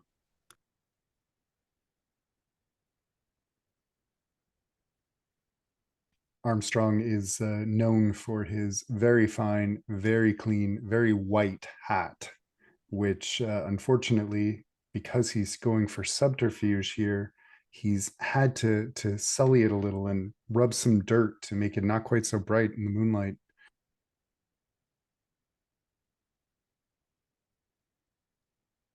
And he also wears some, highly polished,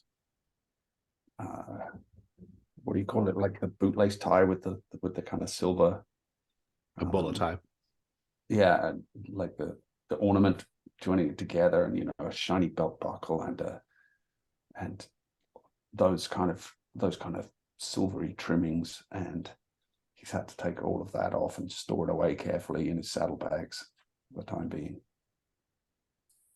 One thing he never takes off is his very shiny Texas Ranger badge. And as he's dousing this fire, as he's leaning over it, the smoke from the fire is clouding the badge, and it's going to be needing some re-shining. Travis and Slade, just as you're having this conversation, you hear calling down Santa Fe Street to you, Travis. Sidewinder kid. I've been sent by her. I've been sent by her in my dreams. And you see Dudley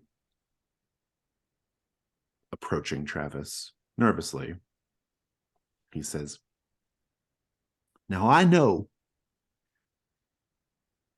you've sensed this, Travis. I know that you know what has to happen. Think of all the tension we've had, you and me. What with you becoming the sheriff, even though I was senior, or the marshal, rather. And what with, well,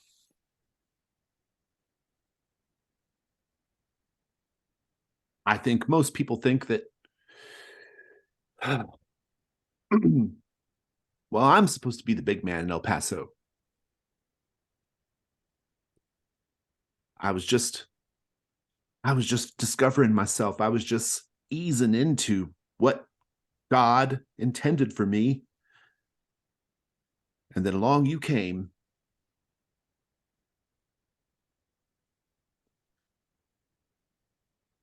Dudley, you don't have to go down this road. You've seen this before. No, I do. You've seen what she's done to me. You can't outdraw me. You can't outshoot me.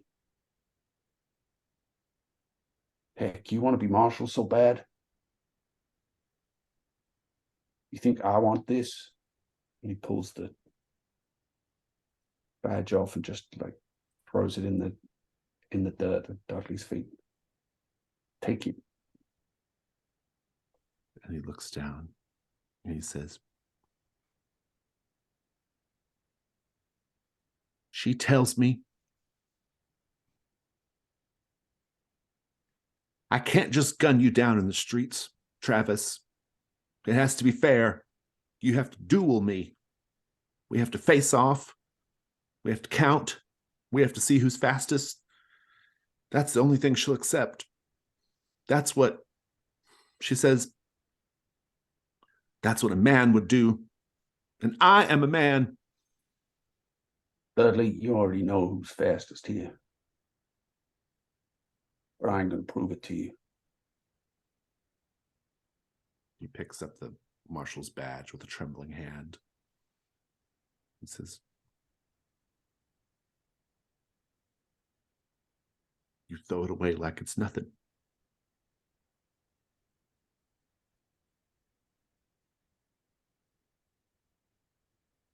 It ain't nothing, Dudley, but it ain't everything either. You want to throw your life away for that badge?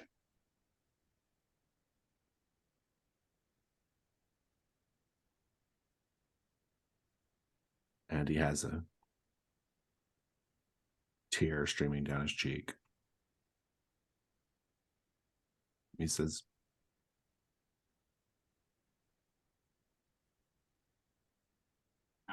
"I loved Wyatt like he was a brother. I was more of a brother to him than you ever were." He's trying to rile me up there, Dudley. I'm gonna let them words slide right off me. And he like marches into the center of the street and takes up a position like he's going to duel you, expecting you to do the same thing. But it sounds like you're not. Yeah, I think Travis will turn his back on him and step back inside the marshal's office.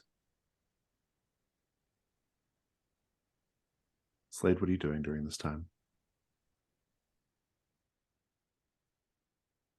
I think Slade will have just been standing outside the office watching, and then when Travis goes, he'll turn to the deputy and say, "Tell her he won't be alone when she comes for him."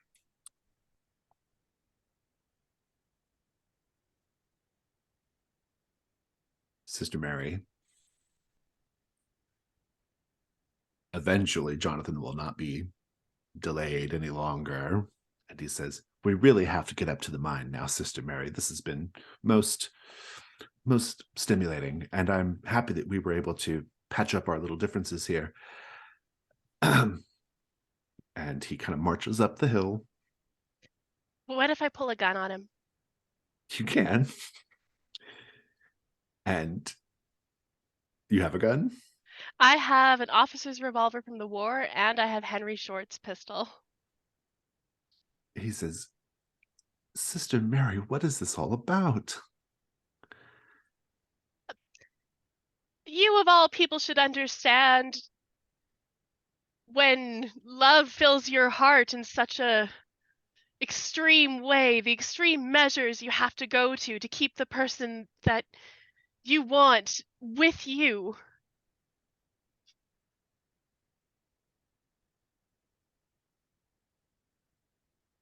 Jonathan, won't you stay with me? He will come back to it.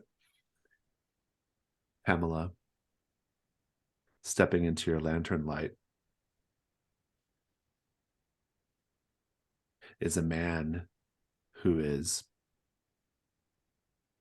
not wearing a shirt. His body is covered with sun-shaped tattoos.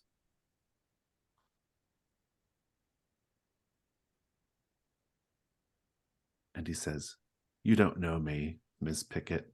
Well, you know me, but not like this."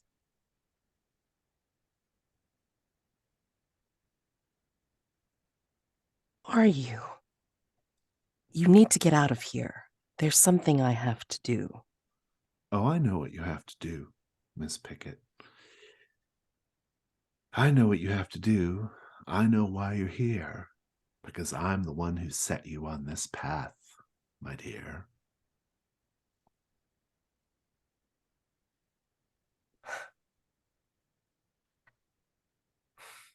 Another guy's. Really? I love El Paso. What can I say? What is it about this place, this wounded knight, that keeps calling you back? You ruined it for me last time. I have a tendency to do that. Why? Just set your charges, Pamela. We'll have plenty of time to talk soon. She reaches into her sleeve just in case, but she's keeping her eye as much as she can on this person as she lowers down to set the charges and then light it up. Rob Armstrong's horse lays perfectly still beside him in the dark, just like he trained it. It is a half-breed California Mustang named Pokey Bo. Explain why that moniker is a misnomer. I think pokey implies that it's either small or slow or possibly both. And in actual fact, this is a pretty fine and sturdy and quick horse. Over a short distance, it can outpace most anything. So the name, I think, is a kind of ironic nickname because this horse is anything but pokey.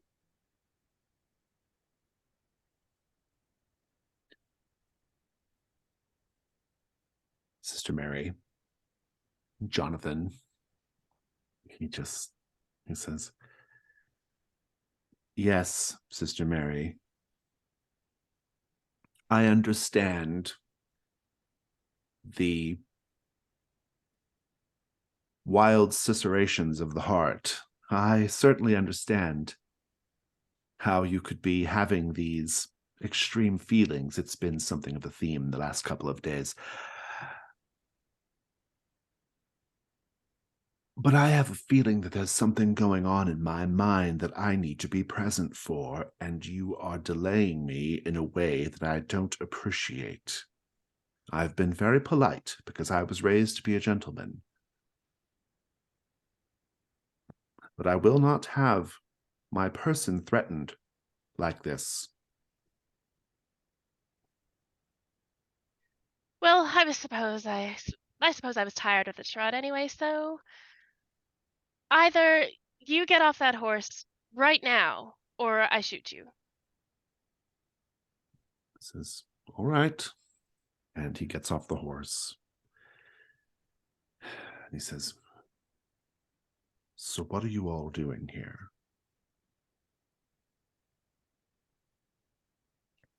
That isn't for you to know. But it doesn't matter too much anyway. You see, the Vigilance Committee, we are committed to this town, this wonderful, beautiful town full of people who deserve a lot more than what they get, and deserve a lot more than what you would try to bring upon them.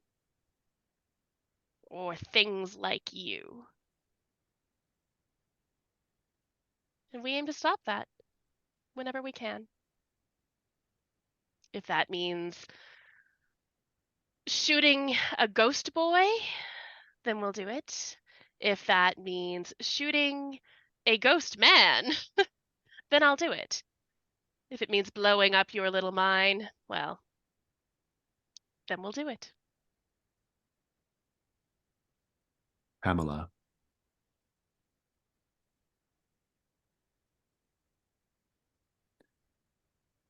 This man says, so, do you have all the charges set?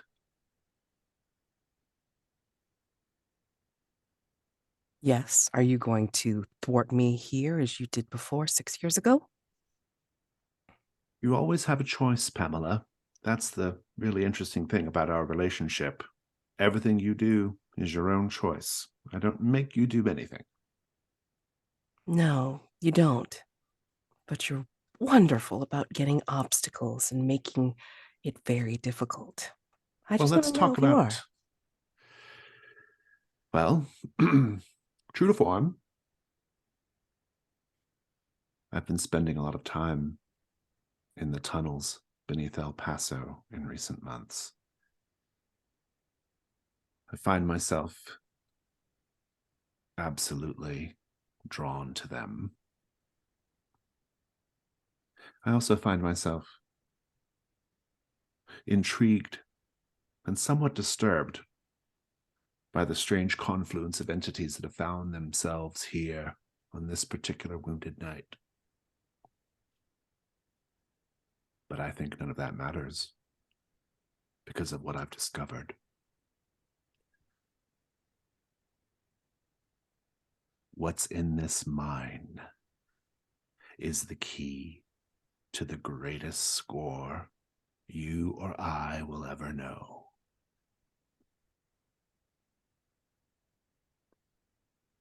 If you blow it up now, well, let's just say it will be one missed opportunity. On the other hand, you could go down the hill, tell Sister Mary and the others that you ran into some trouble, and give Jonathan a chance to secure the mine. And we will begin the biggest game anyone has ever seen this side of the Rio Grande.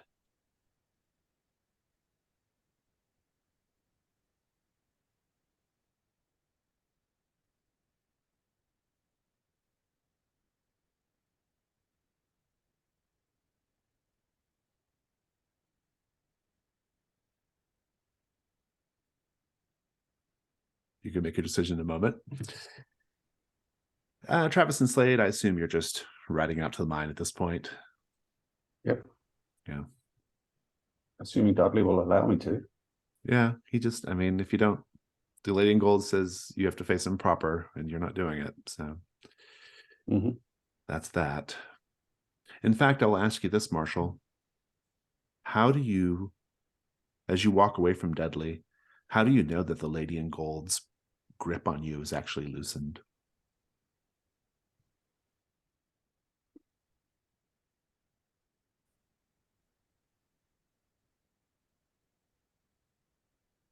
I think after Dudley talked about the dreams,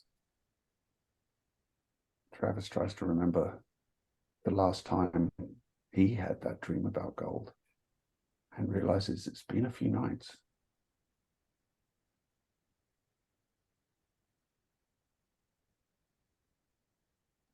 Indeed. And I think we're going to leave it there for now, with Pamela Pickett having to make a decision about what to do about the mine, Sister Mary down the hill with Jonathan and the others approaching. Will Pamela accede to Mr. Perdition's desires? Who knows? We'll find out when we wrap up the night phase next week. For now, let's go to Stars and Wishes.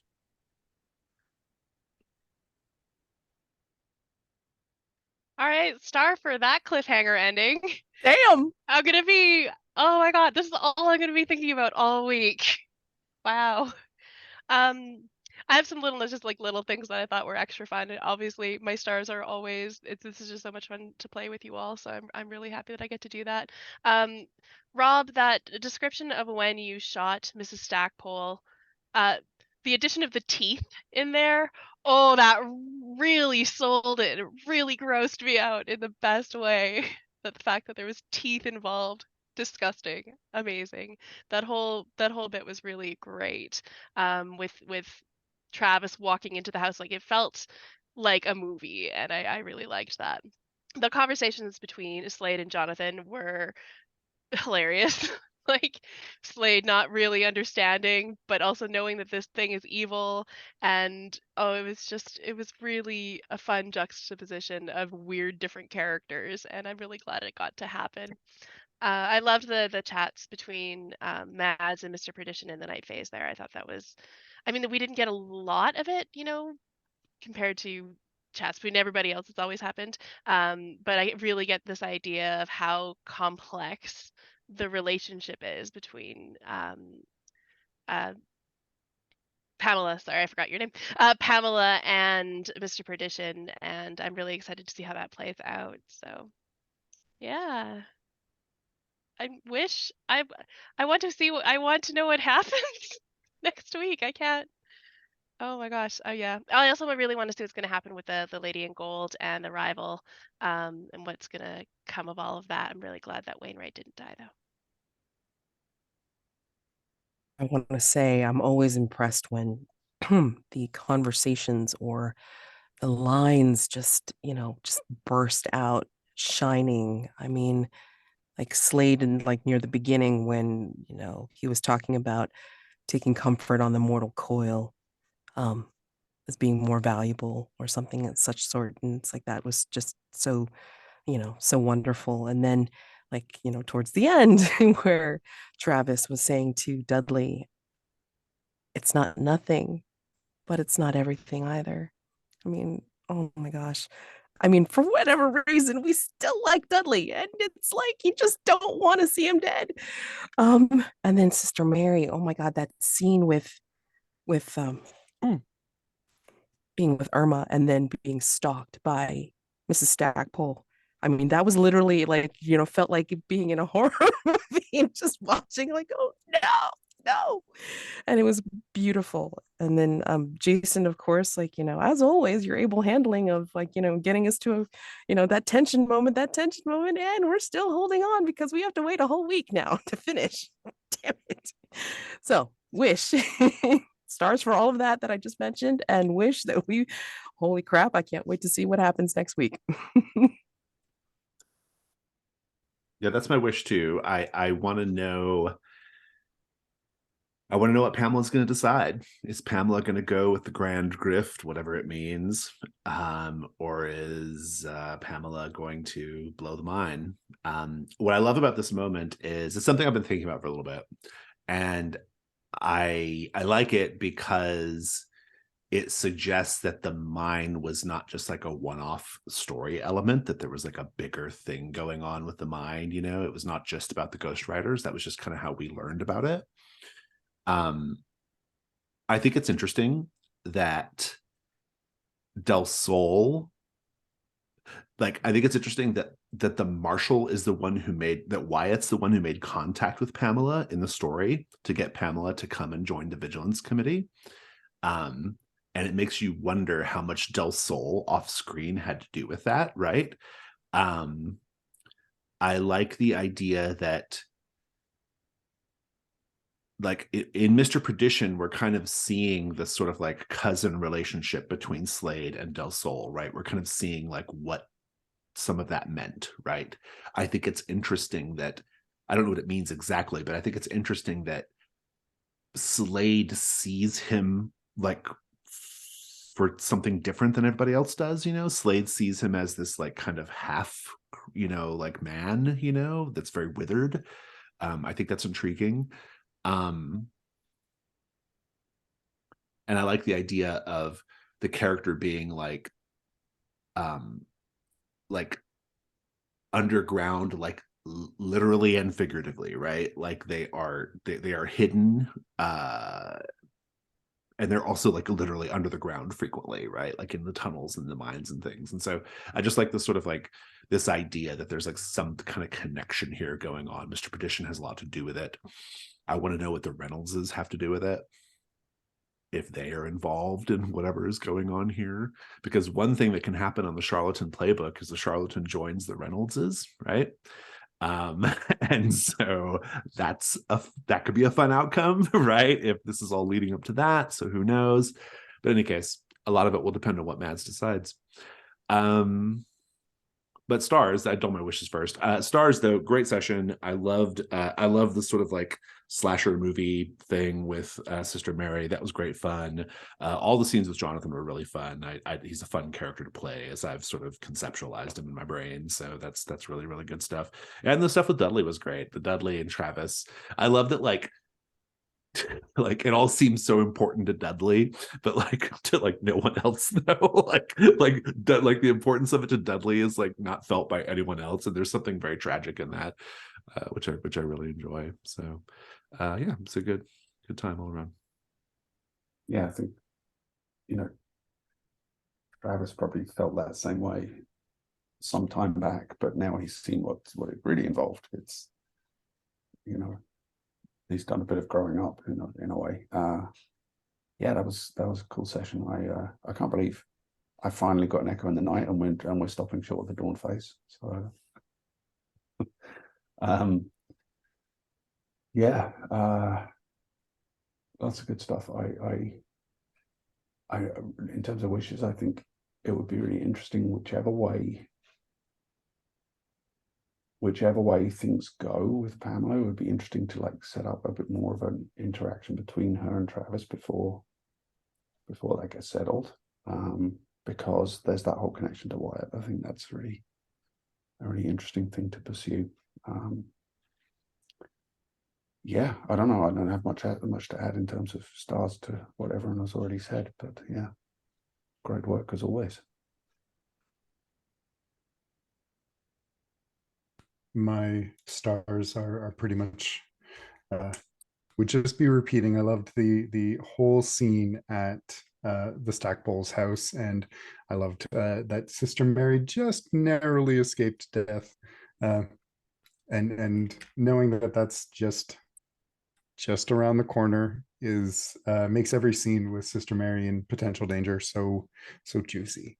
I really liked everything with Jonathan. And also this position that Pamela's in is great. I really enjoy just seeing Del Sol throughout, like that he's persisted even without Wyatt, and the different permutations of that from Ghost in a Coffin to now Mr. Petition. It's very clever. And yeah, seeing Travis grow up a little bit and maybe become his own person and not just a Sidewinder kid is great, even though there's a wish. We're really looking forward to seeing what becomes of this, and waiting a week. Well, I'm just saying my schedule is very flexible, so just putting that out there. Yeah, great session, thank you. And yeah. Fabulous. Any other stars or wishes? No, my schedule isn't flexible, but I, have bad priorities. So just adding on to that. Was that everyone? Everyone did stars wishes? Okay, great. Awesome. Fantastic. Well, in that case, it was a great time, and I will be very curious to see how it resolves next time. So until then, goodbye, everyone.